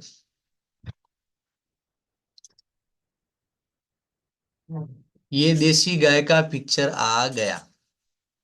पिक्चर इस टाइप का था कि पूरा नहीं आया है तो कोई बात नहीं, जितना आया उतना ही सही।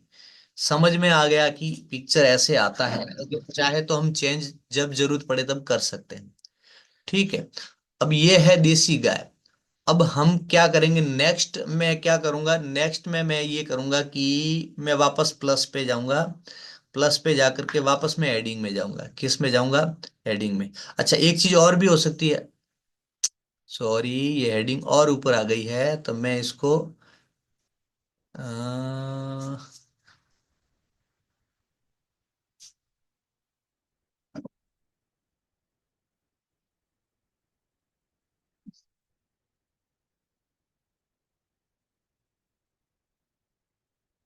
अभी इसको छोड़ देता हूं मैं, बाद में इसको डिलीट करेंगे। अब मैं यहाँ आकर के अब देखता हूँ कि हेडिंग में क्या आ रहा है। एक काम करते हैं, हेडिंग के बाद भी कोई चीजें हैं तो मैं देख लेता हूँ। Text editor. अच्छा, अब यहाँ हेडिंग न लग करके मैं लेता हूँ टेक्स्ट एडिटर। अच्छा, ये टेक्स्ट एडिटर भी यहीं आ गया, फोटो के ऊपर नहीं आ रहा है। मैं इसको ड्रैग एंड ड्रॉप करना चाहूँ तो हो सकता है क्या, हो जाएगा, हो गया। ये मैंने ड्रैग एंड ड्रॉप कर दिया, ये हो गया, इधर से खींच करके इधर लाया तो आ गया।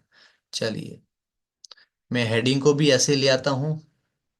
चलिए, अभी हेडिंग को नहीं लेते हैं, अभी इसको यहीं रहने देते हैं। अभी मैं यहाँ क्या डाल देता हूँ, हेडिंग बाद में काम में आएगी, अभी मैं यहाँ डाल देता हूँ क्या डालना है पता है, हमें डालना है हमारा कंटेंट, हमारा कंटेंट दूसरा वाला, ये पहला डाल दिया हमने, अब हमारा ये दूसरा वाला कंटेंट डालना है। इसको मैंने कर दिया कॉपी, कॉपी करके इसमें गया, ब्लॉग में जा करके यहाँ कर दिया पेस्ट।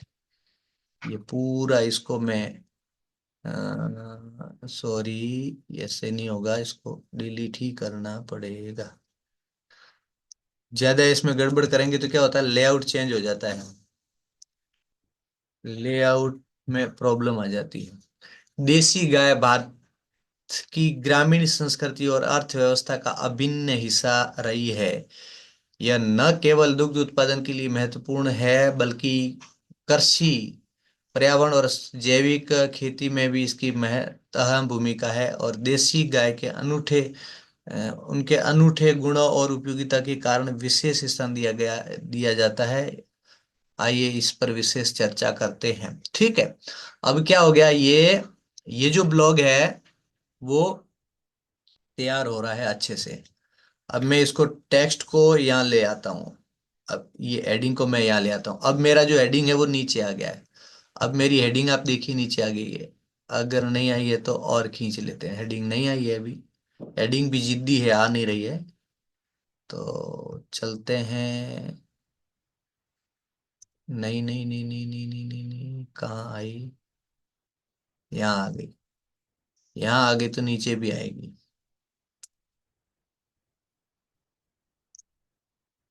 ओके। अब ये हेडिंग आ गई है नीचे।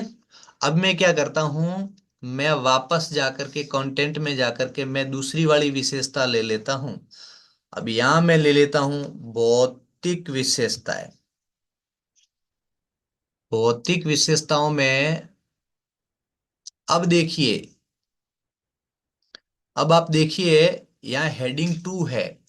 अब हेडिंग 2 ही रखनी है तो हेडिंग 2 रखिए। अगर हेडिंग 2 की जगह हेडिंग 3 रखनी है तो मैं हेडिंग 3 रखता हूं।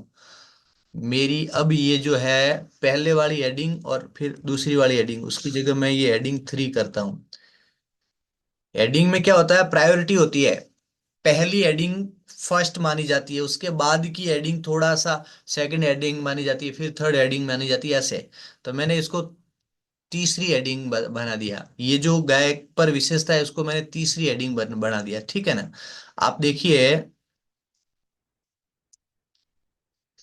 इसको भी मैं एक काम कर लेता हूँ। इसको फोटो को मैं यहाँ से ऊपर, इसको मैं एडिंग को यहाँ ले लेता हूँ। ये यहाँ आ गई, यहाँ ब्लॉग आ गया, ठीक है ना। अब ये भी बढ़िया सा सेट हो गया। हम्म, अच्छा, एक यहाँ भी पड़ा है। एक यहाँ भी पड़ा है कंटेनर। चलिए, पड़ा है उसको रहने देते हैं अभी। आप देखिए, ये कौन सी हेडिंग, हेडिंग 2 है। ये हेडिंग 2 है।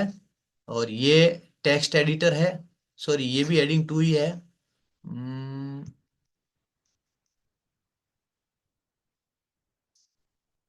ये आ गया। अब मैं क्या कर रहा हूँ, वापस टेक्स्ट एडिटर ले लेता हूँ। वापस क्या ले लेता हूँ, टेक्स्ट एडिटर ले लेता हूँ, ठीक है ना। क्योंकि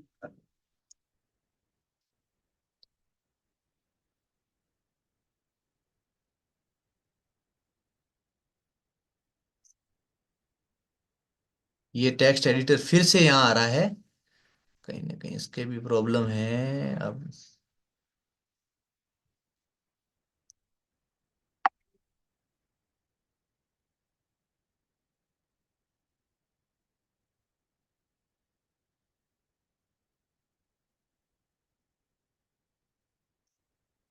टेक्स्ट एडिटर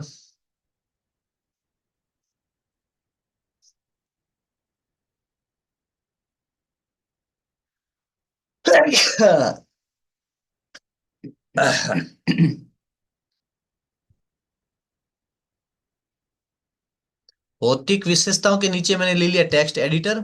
और टेक्स्ट एडिटर एडिटर लेकर के आपको क्या करना है, देसी गाय के लेख पर गए। अच्छा, देसी गाय का ये यहाँ जा करके मैंने इसको कर दिया कॉपी। कॉपी करके मैंने इसको, अब मैं ज्यादा आपको नहीं बताऊंगा, बस इतना बताऊंगा, बाकी का मैं खुद कर लूंगा, ठीक है ना। बाकी का मैं बाद में कर लूंगा, आपको अपने हिसाब से इसमें कर लेना है। अब मैं यहाँ कर रहा हूँ पेस्ट। अब मैं आपको बता देता हूँ इसका कारण क्या है। कारण ये है कि जब कोई गाय की विशेषताओं पर अगर कोई सर्च करेगा, गाय की विशेषताओं पर कोई सर्च करेगा तो हमारा ब्लॉग सबसे पहले आएगा। कारण कारण ये है कि हमारे ब्लॉग पर क्या होता है कि हमारे ब्लॉग पर हमने ये टॉपिक अलग अलग दिए हुए हैं कि पहली विशेषता, पहला टॉपिक हेडिंग, दूसरी हेडिंग, तीसरी हेडिंग, टेक्स्ट एडिटर, ये सारी चीजें हमने दी हुई है। तो ये क्या है, गूगल को पढ़ने में आसानी होती है। हमने जो यहाँ दे दिया ना, नीचे दे दिया कि भी टेक्स्ट हेडिंग तीसरी, हेडिंग चौथी, हेडिंग पांचवी, यानी उसको समझने में आसानी होती है। इन चीजों से क्या है, गूगल आसानी से समझ जाता है। हमने अगर एक साथ में पहले डाला था फिर मैंने डिलीट किया, अगर एक साथ में डाला होता तो गूगल कंफ्यूज हो जाता कि ये क्या चीजें डाली है। लेकिन हमने अलग अलग अगर ये हेडिंग डाल करके डाली है तो क्या है, गूगल को समझ में आता है कि ये बहुत सारी चीजें हैं जो इन्होंने अलग अलग तरीके से लिखी हेडिंग वाइज, वो समझ में उसको अच्छे से आता है। ठीक है, अभी तक के लिए जो किया उसको मैं पब्लिश कर देता हूँ। अभी तक जो मैंने किया उसको मैं अब कर देता हूँ पब्लिश, और बाकी की चीजें हैं वो मैं बाद में इसमें और ऐड कर दूंगा। अब आपको समझ में आया ये सारी चीजें कि ये ऐसे होता है। ऐसे तो ब्लॉग का जो पेज बनता है, और इसी प्रकार ब्लॉग का पेज बना करके आप उसको ब्लॉग उसमें डाल सकते हो। अब ब्लॉग को हम रैंक कैसे करेंगे, अब हम, अब इसी प्रकार से मेरे को क्या करना है, मेरे पास में जो लिखा हुआ है लेख पूरा पूरा, इसमें क्या अभी पहली भौतिक विशेषता है, पहली विशेषता लिखी है भौतिक विशेषता, फिर दूसरा स्वास्थ्य और सहनशीलता, दुग्ध उत्पादन में गुणवत्ता, और ये जितने भी लेख है ये सारे सारे फिर मैं हेडिंग 3 सब में रखूंगा। सब में क्या रखूंगा, हेडिंग 3 सब में रखूंगा, और निष्कर्ष में भी हेडिंग 3 रखूंगा, और फिर इस लेख को मैं पब्लिश कर दूंगा ये सारी चीजें डाल करके, बाकी सब टेक्स्ट एडिटर में डाल दूंगा। बीच बीच में मैं फोटो डालूंगा, बीच बीच में और मैं बहुत सारे फोटो डालूंगा। फोटो डाल करके मैं ये डालूंगा, प्राकृतिक जड़ी बूटियों के रूप में उपयोग, देसी गाय के दूध, घी, गोबर और गोमूत्र का उपयोग प्राकृतिक जड़ी बूटियों में किया जाता है। तो आप क्या कर सकते हो, यहाँ फोटो डाल सकते हो गाय के दूध का, घी का, जो भी आपको ठीक लगे उस प्रकार का फोटो डाल सकते हैं। इसी प्रकार आपका जो प्रोडक्ट है उस प्रकार से आप काम कर सकते हैं। कम लागत में देखभाल, उसमें एक फोटो जो कोई गाय की देखभाल कर रहा हो उस टाइप का होना चाहिए। फिर धार्मिक और सांस्कृतिक महत्व, अब धार्मिक और सांस्कृतिक महत्व के साथ में गो पूजन वगैरह ऐसा कोई फोटो डाल सकते हैं। कृषि और पर्यावरण में योगदान, बेलों का फोटो डाल सकते हैं खेती करते हुए। ठीक है, गोबर और गोमूत्र के उपयोग, आप गोबर के प्रोडक्ट, गोमूत्र के प्रोडक्ट की जान वो फोटो डाल सकते हो। दुग्ध उत्पादन की गुणवत्ता, गुणवत्ता के बारे में भी आप कोई चीज है, कोई ग्राफ है वगैरह है ऐसा कुछ डाल सकते हो। स्वास्थ्य और सहनशीलता और ये सारी चीजें, तो इसमें फोटो भी आप जो जो है उस हिसाब से फोटो वगैरह ये सारी चीजें डालते हुए अगर करोगे ना, तो ये सर्च करने में आसानी होगी, और रैंक करने में ये मतलब रैंक करने में भी इसमें आसानी हो जाएगी। तो ये सारी चीजें इसमें है। ठीक है, अब आप अपने हिसाब से करोगे, मैंने मेरा किया है, आप अपने हिसाब से करोगे। अब आप अपने हिसाब से कैसे करोगे, आपका जो विषय है, जैसे हनुमत सिंह जी का विषय है ऑयल मिल, तो ऑयल मिल अगर आप करोगे तो आप कच्ची घानी का ऑयल की विशेषता आप लिख सकते हो। जैसे अपन गए चैट जीपीटी पे, जीपीटी पे जाकर के मैंने ये जो लिखा है इसी प्रकार आप यहाँ लिख सकते हो। हम्म, कच्ची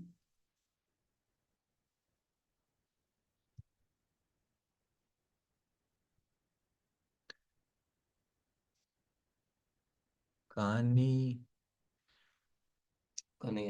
घनी घनी का गानी करना है। अब तो नहीं होगा, अब इसको काटना ही पड़ेगा। माउस रख। वो दिखाऊंगा, जल्दी टाइप पे क्लिक करना है। फिर भी घनी आया है। आपने उसको क्लिक नहीं किया। अच्छा, सीएच। अब वो कहाँ पे क्लिक करो आप। कहानी, हाँ ये कहानी, हाँ ये सब। कच्ची घानी, तेल और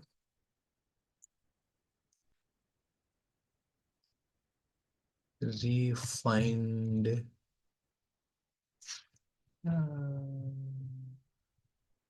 इसमें थोड़ा रिफाइंड,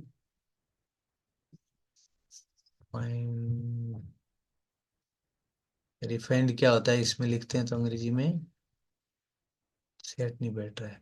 आर कच्ची ई घानी और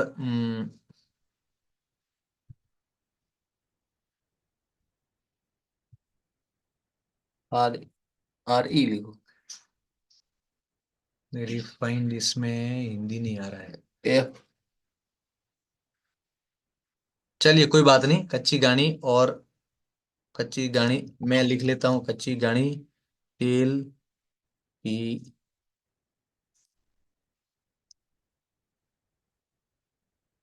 विशेषताएं। हिंदी टाइपिंग कर रहा हूं ना, हिंदी टाइपिंग में मिस्टेक आ रही है, तो वो आप अपने हिसाब से थोड़ा सा सर्च करके कर सकते हैं। अब कच्ची घानी तेल की विशेषता मैंने लिख दी, यानी इनको किसको क्या बोल दिया, चैट जीपीटी को बोल दिया कि आप क्या करिए, आप कच्ची घानी तेल की विशेषता बताइए।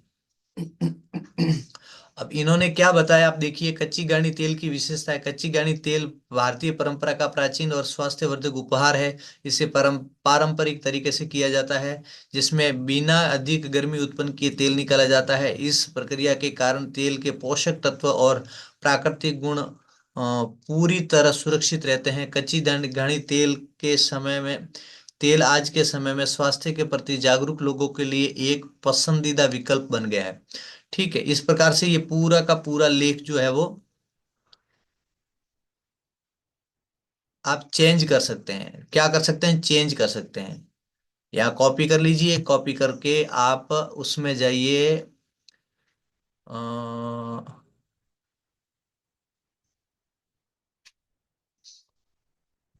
मैं यहाँ जाकर के क्या कर रहा हूं, मैं न्यू डॉक्यूमेंट में जाकर के इसको सेव कर रहा हूं।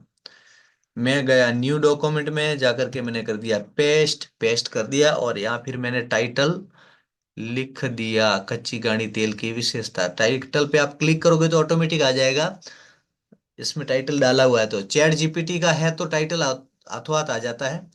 अब आप देखिए कच्ची घानी विशेषता जैसे लिखा, यहाँ शुद्धता प्राकृतिक, ये पूरा टैब आ गया, ये पूरा टैब आ गया। इस टैब को भी कॉपी करके आप उसमें, ये भी मैं आपको बताऊंगा कि ये जो टैब डाला हुआ है ना, इस टैब को भी रैंक करवाने में, एसईओ करवाने में टैब का भी उपयोग आता है। जैसे हम किसी भी किताब को देखते हैं तो उसमें अनुक्रमिका क्रमिका अनुक्रमिका आती है ना, उसी प्रकार से ये टैब भी इसी प्रकार से काम करता है। तो ये जो लेख अपन लिखते हैं उसमें ये अनुक्रमणिका होती है ना, उससे क्या होता है, इसमें लेख को रैंक करने में काम करता है ये सारी चीजें। तो ये सारी चीजें हैं जो लेख को बेहतर बनाने में काम आती है, और जो बेहतर लेख है वो ज्यादा रैंक करेगा। ठीक है, चलिए, तो आज के लिए इतना ही। अब नेक्स्ट कोई सब्जेक्ट है तो इस प्रकार से आप उसमें सर्च कर सकते हो और अपने हिसाब से इसमें चेंजेस कर सकते हो। चलिए, कैसा लगा आपको आज का विषय, कैसा लगा, समझ में आया?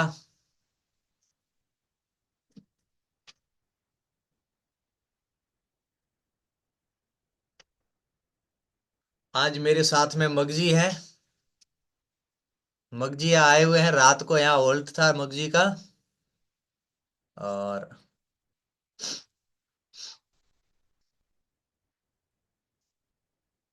कैसा लगा आपको, अच्छा लगा, समझ में आया? समझ में अगर आया हो, समझ में आया हो तो यस लिखिए, यस, यस यस यस, समझ में आया।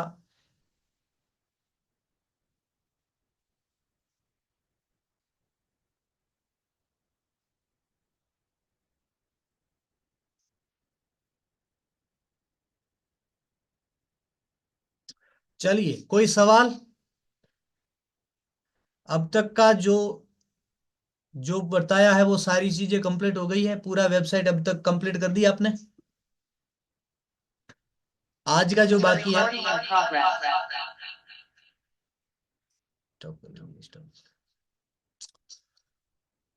आज जो बताया है उससे पहले का जो भी है वो आपका कंप्लीट हो गया होगा। कल से हम एसईओ करेंगे, एसईओ। तो एसईओ से पहले आज तक जो बताया वो सारी चीजें कंप्लीट कर लेना। एक ब्लॉग डाल देना, ब्लॉग को एसईओ कैसे करना होता है वो मैं आपको सिखा दूंगा। एक ब्लॉग लिख लेना, अगर नहीं भी डालोगे तो कोई बात नहीं है, लिख के रखना। आप अपने गूगल ड्राइव में लिख करके रखोगे तो भी चलेगा, और अगर डाल दोगे तो सबसे बेस्ट है। ठीक है ना? तो ये कौन कौन कर लेगा कल तक? कल सुबह आएंगे तो ये तैयारी करके कौन आएगा? मी लिखिए, मी मी मी मी, एम ई, पारसाराम जी कर लेंगे, पक्का है। और राजीव जी कर लेंगे, पक्का है। और हनुमंत सिंह जी। हनुमत सिंह जी का भी मैसेज आना बाकी है। मग जी तो यही कर लेंगे अभी। हनुमंत सिंह जी का लगभग हो जाएगा। अभी सर काम ज्यादा चल रहा है थोड़ा सा, है ना। और कल मीटिंग थी, कल भी काम व्यस्त था हमारा। और आज भोपाल निकलना है तो उस मीटिंग में इसलिए मैं कर लूंगा अकेले। रात को थोड़ा सा समय दीजिए इसको, रात को थोड़ा क्या 2-4 घंटे दे दीजिए, खूब है। नहीं नहीं, कल क्या है, अपनी एफपीओ की विजिट भाई, तो कल सूदन लग गया, रात को ये लौट के आए। और आज निकलना है भोपाल, तो हम्म। रात भर चलेंगे। हम्म।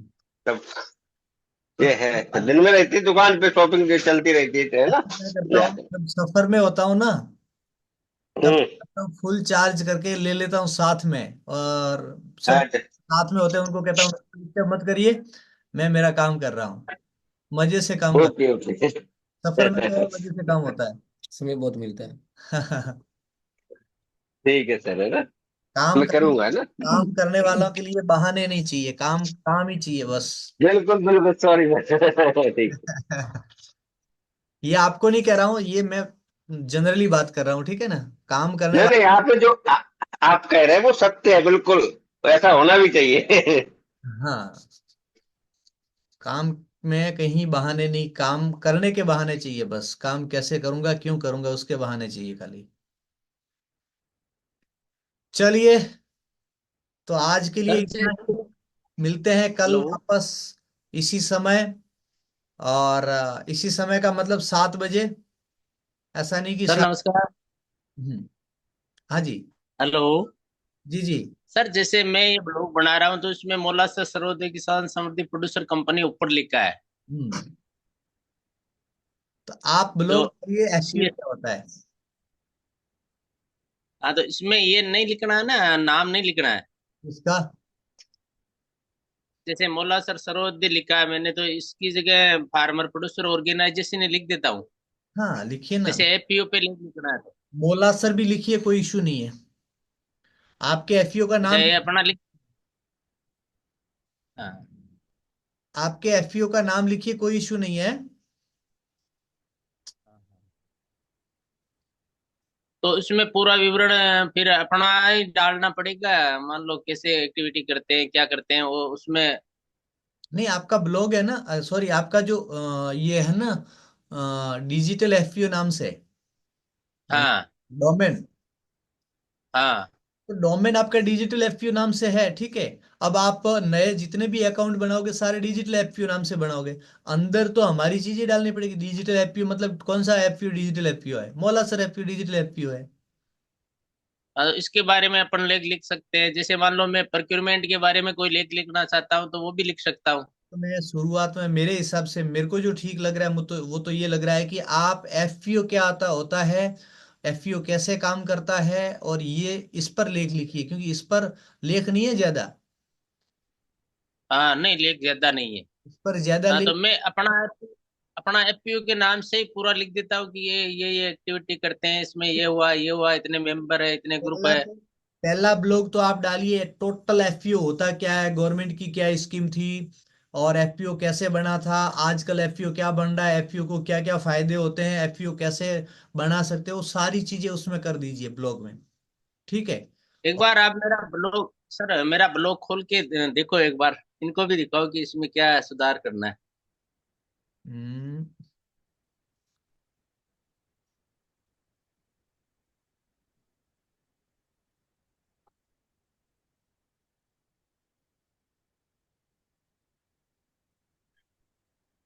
सुधार तो जब करना होगा। हाँ, जब। नहीं अभी स्टार्ट करेंगे, मान लो ब्लॉग मैंने बनाया है तो इसमें क्या सुधार करूं। हाँ, नहीं, जो ये जो अभी जो करेंगे ना, इनको तो सुधार की हाँ। जरूरत कब पड़ेगी? इनको तो सुधार की जरूरत तब पड़ेगी जब ये खुद का कुछ करेंगे।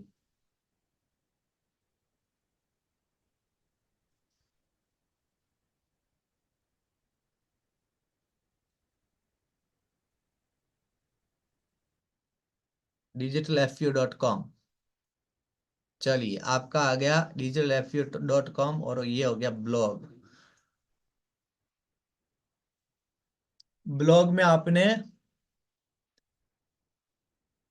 ये जो फोटो डाला है बड़ा जबरदस्त डाला है। इस फोटो में आप हैं कहीं? आप शायद फोटो नहीं, खींच, नहीं सर, मैंने फोटो खींचा था। आप फोटो खींच रहे हैं। हाँ हाँ। Our farmer producer organization was formed in 2015 with the help of small farmer agri business consortium, consortium. SFS। ऐसे पे। ओके, ठीक है, ये सारी की सारी चीजें बढ़िया। अब ये तो आपने, ये तो ब्लॉग हो गया पूरा आपका। हाँ हाँ, अब ये तो पूरा ब्लॉग हो गया। अब इस ब्लॉग को थोड़ा सा बड़ा करिए, इसी ब्लॉग को आपको बड़ा हाँ, करना इसमें विशेषता अलग अलग पॉइंट डाल के बड़ा कर देता हूँ। है। हाँ, इसमें विशेषता वगैरह ये आप चाहे तो, अब क्या होता है कि आजकल अंग्रेजी में किसानों को पता नहीं चलता है, तो आप चाहे तो इसको हाँ हिंदी में बना सकते हैं। बढ़िया सा पेज, बढ़िया सा पोस्ट, बढ़िया सा ब्लॉग। हाँ, लोग ज्यादा किस्सा नहीं पटेंगे। हम्म। हाँ, ये तो मैं पहले हिंदी में ही बना के फिर इसका ट्रांसलेशन करके डालता हूँ, हम्म। ट्रांसलेट करके। हम्म। नहीं, आप करिए ना, आप क्या करिए, हिंदी में डालिए। अच्छा, ब्लॉग में दो भाषा कभी मत रखिए। आप ब्लॉग डालते हो उसमें दो भाषा कभी मत रखिए, एक ही भाषा रखिए, रैंक करने में अच्छा रहता है। नहीं, वो तो पूरा, लेकिन आपने कहा कि अंग्रेजी में ही करना है तो। नहीं, अंग्रेजी में आपने बोला है ना पूरा ये इंग्लिश में ट्रांसलेट करके डालना है अभी। नहीं नहीं नहीं नहीं, हाँ, मैंने तो चालू करोगे? अंग्रेजी मतलब अगर हो सकता है मैंने हाँ, तो ऐसा चालू कुछ करके कहा बताओ। तो उसके मायने अलग हो सकते हैं। मतलब मैंने ये कहा था कि अगर अंग्रेजी की आपको जरूरत है हाँ तो ट्रांसलेट करके आप डाल सकते हो ऐसे। बाकी अभी मैं हाँ, तो कि ये आप भाषा पर कोई पाबंदी नहीं है कि अंग्रेजी ही डालो, मैं तो कह रहा हूँ हिंदी डालिए, क्योंकि ज्यादा लोग कब समझेंगे जब आप हिंदी में डालोगे। हाँ, अंग्रेजी अपने लोग तो ज्यादातर यही है, लोकल अंग्रेजी किसान वर्ग से है वाले तो। को, अंग्रेजी समझने वाले को ये खेती की भाषा समझने की जरूरत ही नहीं है, क्योंकि वो कुछ ना कुछ अलग करते हैं, और जो गांवों में रहते हैं और जो गांवों से खेती से रिलेटेड है उनको हिंदी ही समझ में आती है, और उनको हिंदी ही समझनी जरूरी है, तो उनको हिंदी में। नहीं सर, जैसे मान लो ये तो बिजनेसमैन वगैरह इनके लिए है ना। अभी तो अपन बना रहे हैं कि अपने को कुछ बेचना है, फिर भी वो हिंदी कोई बड़ी कंपनी। समझ लेते हैं। अगर हमें, देखो हमें कैसा लगता है उस पर डिपेंड करता है कि हमें हमारे हिसाब से टारगेट किनको करना है। हिंदी भाषियों को करना है तो हिंदी में डालिए, अंग्रेजी भाषियों को करना है तो अंग्रेजी में डालिए। अच्छा, दूसरा क्या होता है कि ब्लॉग आप, आज का ब्लॉग आपने लिखा हिंदी में, नेक्स्ट ब्लॉग आप अंग्रेजी में लिख अरे सकते थोड़ा हैं। वायल बंद करो ना, ऐसा कर हमारा सकते पानी हैं आप। वाला। एक ब्लॉग आपने हिंदी में लिखा है पूरा पूरा हिंदी में, दूसरा वाला 2 दिन बाद में, 4 दिन बाद में आप अंग्रेजी में लिख सकते हैं। हाँ, वो सेम लिख सकते हैं। सेम भी लिख सकते हैं, दूसरा भी लिख वो- सकते हैं। सेम की बजाय दूसरा लिखिए, अच्छा अच्छा। दूसरे विषय पर लिखिए, दूसरा लिखिए, वो अंग्रेजी में लिखिए। हाँ, जैसे अपने को माल बेचना है किसी कंपनी को, अगर दिखाना है तो वो इंग्लिश में लिख देते हैं, और बाकी है तो हिंदी में लिख ब्लॉग देते हैं, अपने ज्यादातर लोगों को दिखाना। ब्लॉग ज्यादातर क्या होता है, ब्लॉग इसलिए होता है कि आपके ब्लॉग से इंफॉर्मेशन लोगों को मिले, इसलिए होता है। तो ये इंफॉर्मेशन क्या चीज की है, किन लोगों को जानी है, उस हिसाब से हमें लिखना होता है।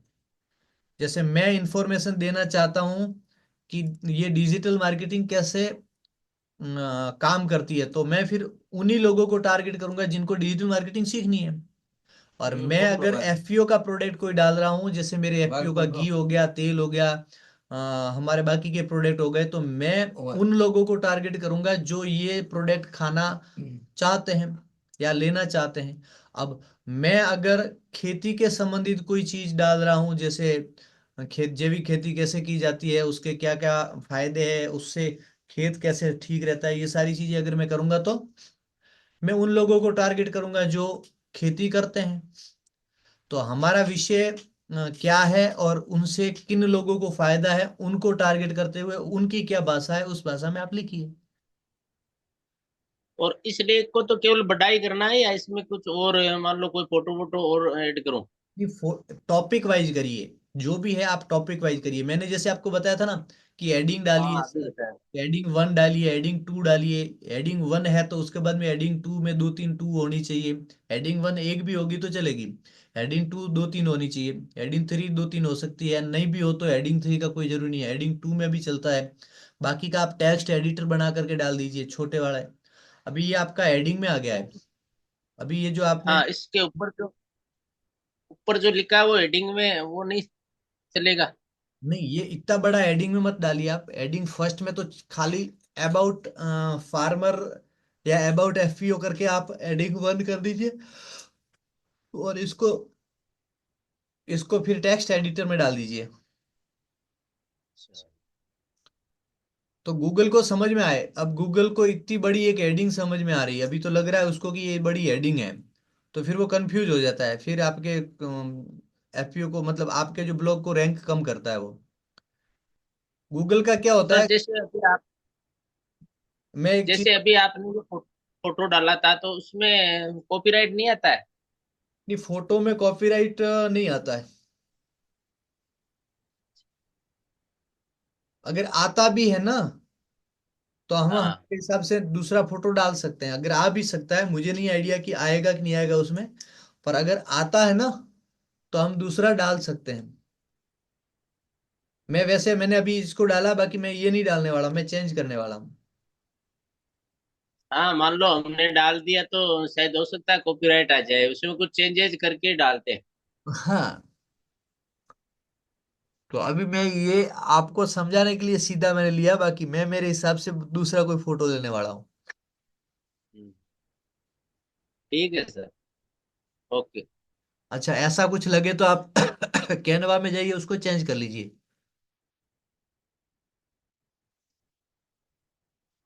ऐसा अगर फोटो लगे ना तो कैनवा में जाइए, और कैनवा में जाके थोड़ा बस साथ चेंज कर लीजिए। अपना कोई फोटो है उसको डाल दीजिए, अपने हिसाब से कोई डाल दीजिए।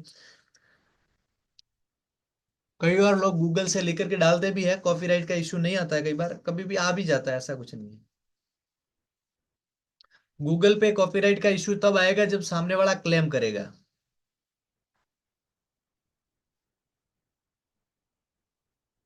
और पूरा का पूरा लेख अगर लिख रहे हैं तो वो गूगल भी आपको कॉपीराइट का बता देगा कि ये कॉपीराइट हो गया। और गूगल में फोटो वगैरह ऐसी चीजें कभी कर डालते हैं ना तो वो सामने वाला क्लेम करता है तो ही कॉपीराइट आता है, नहीं तो नहीं आता है। और यूट्यूब पे जैसे कोई वीडियो डाला है तो सीधा बता देता है वो, उसमें सर्च करके कि यूट्यूब पे पहले ये चीजें डाली हुई है, तो वो बता देता है। जैसे अभी मेरे पास में, मैं आपको दिखाऊं कि ये,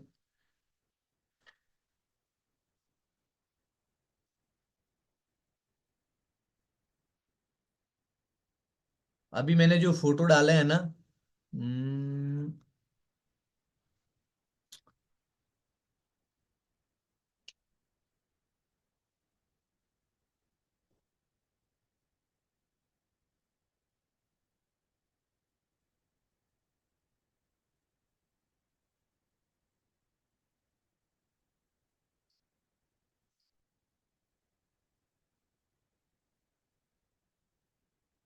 आप देखिए रेस्ट्रिक्शंस लिखा हुआ है ना, यहाँ सब जगह क्या नॉन नॉन नॉन लिखा हुआ है। यहाँ कहीं रिस्ट्रिक्शन नहीं है, यानी कहीं कॉपीराइट का इशू नहीं है। लेकिन एक जगह कॉपीराइट का इशू आया था फर्स्ट टाइम, मैं आपको दिखा रहा हूँ। फर्स्ट टाइम एक जगह कॉपीराइट का इशू आया था, ठीक है। अ, क्या हुआ, उसको मैं डिलीट कर दिया क्या?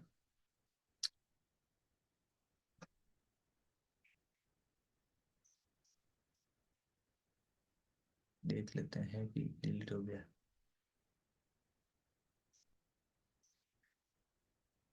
ये जो है वो कॉपीराइट का इशू आया हुआ था, देखिए आप, लिखा हुआ है साफ कॉपीराइट, दिख रहा है ना। ये मैंने डाला था 2021 में, 23 फरवरी 2021 में। मुझे आइडिया था नहीं, और उस समय मैं कुछ ना कुछ डालता रहता था, तो ये डाला मैंने। डाला तो कॉपीराइट का इशू आया था, कॉपीराइट का इशू आया। लेकिन ये था नाबार्ड का, कॉपीराइट नाबार्ड का था। नाबार्ड ने परमिशन दे दी कि भी कोई बात नहीं है, मेरे वीडियो को कोई भी शेयर कर सकता है। तो खाली कॉपीराइट लिखा हुआ है, बाकी वीडियो वो डिलीट करने का ऐसा कोई उसमें नहीं था। अगर सामने वाले ने कहा होता कि नहीं मेरा तो कॉपीराइट नहीं कर सकते, तो फिर प्रॉब्लम आती।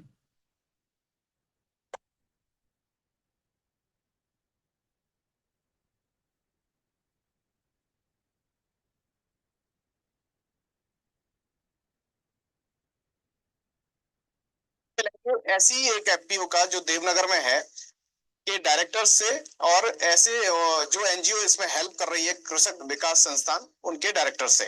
मैं Nandkishor Saini, CEO Pushkar rural agriculture youth and employment producer company limited, जो देवनगर के अंदर बनी हुई है। ये एक एफपीओ है जो नाबार्ड के द्वारा प्रमोटेड किया गया है। जो भारत सरकार की स्कीम है वो किसानों तक किस तरह पहुंचे और किसानों का कैसे अपन अच्छे से अच्छा भला कर सकते हैं, और उसके हाँ, ये था, ठीक है ना। अब मैं आपको एक चीज और बताऊं, आप अपने एफपीओ की इस प्रकार से वीडियो बना सकते हैं, क्या क्या प्रोडक्ट है, कैसे कर रहे हैं। कोई आप अगर आपके पास में कोई प्रोडक्ट है जिसका आप प्रिक्योरमेंट कर रहे हैं, तो उसके बारे में आप वीडियो बनाइए। ऐसे ऐसे वीडियो बना के रखिए आप, बढ़िया बढ़िया से वीडियो बनाइए, बना करके रखिए आप, और फिर उसको है शेयर करते रहिए।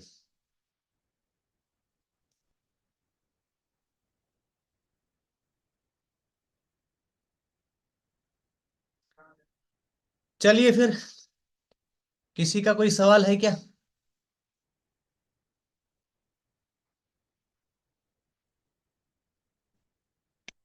जय शिवा सरदार की। कोई सवाल है क्या आपका विशाखा जी?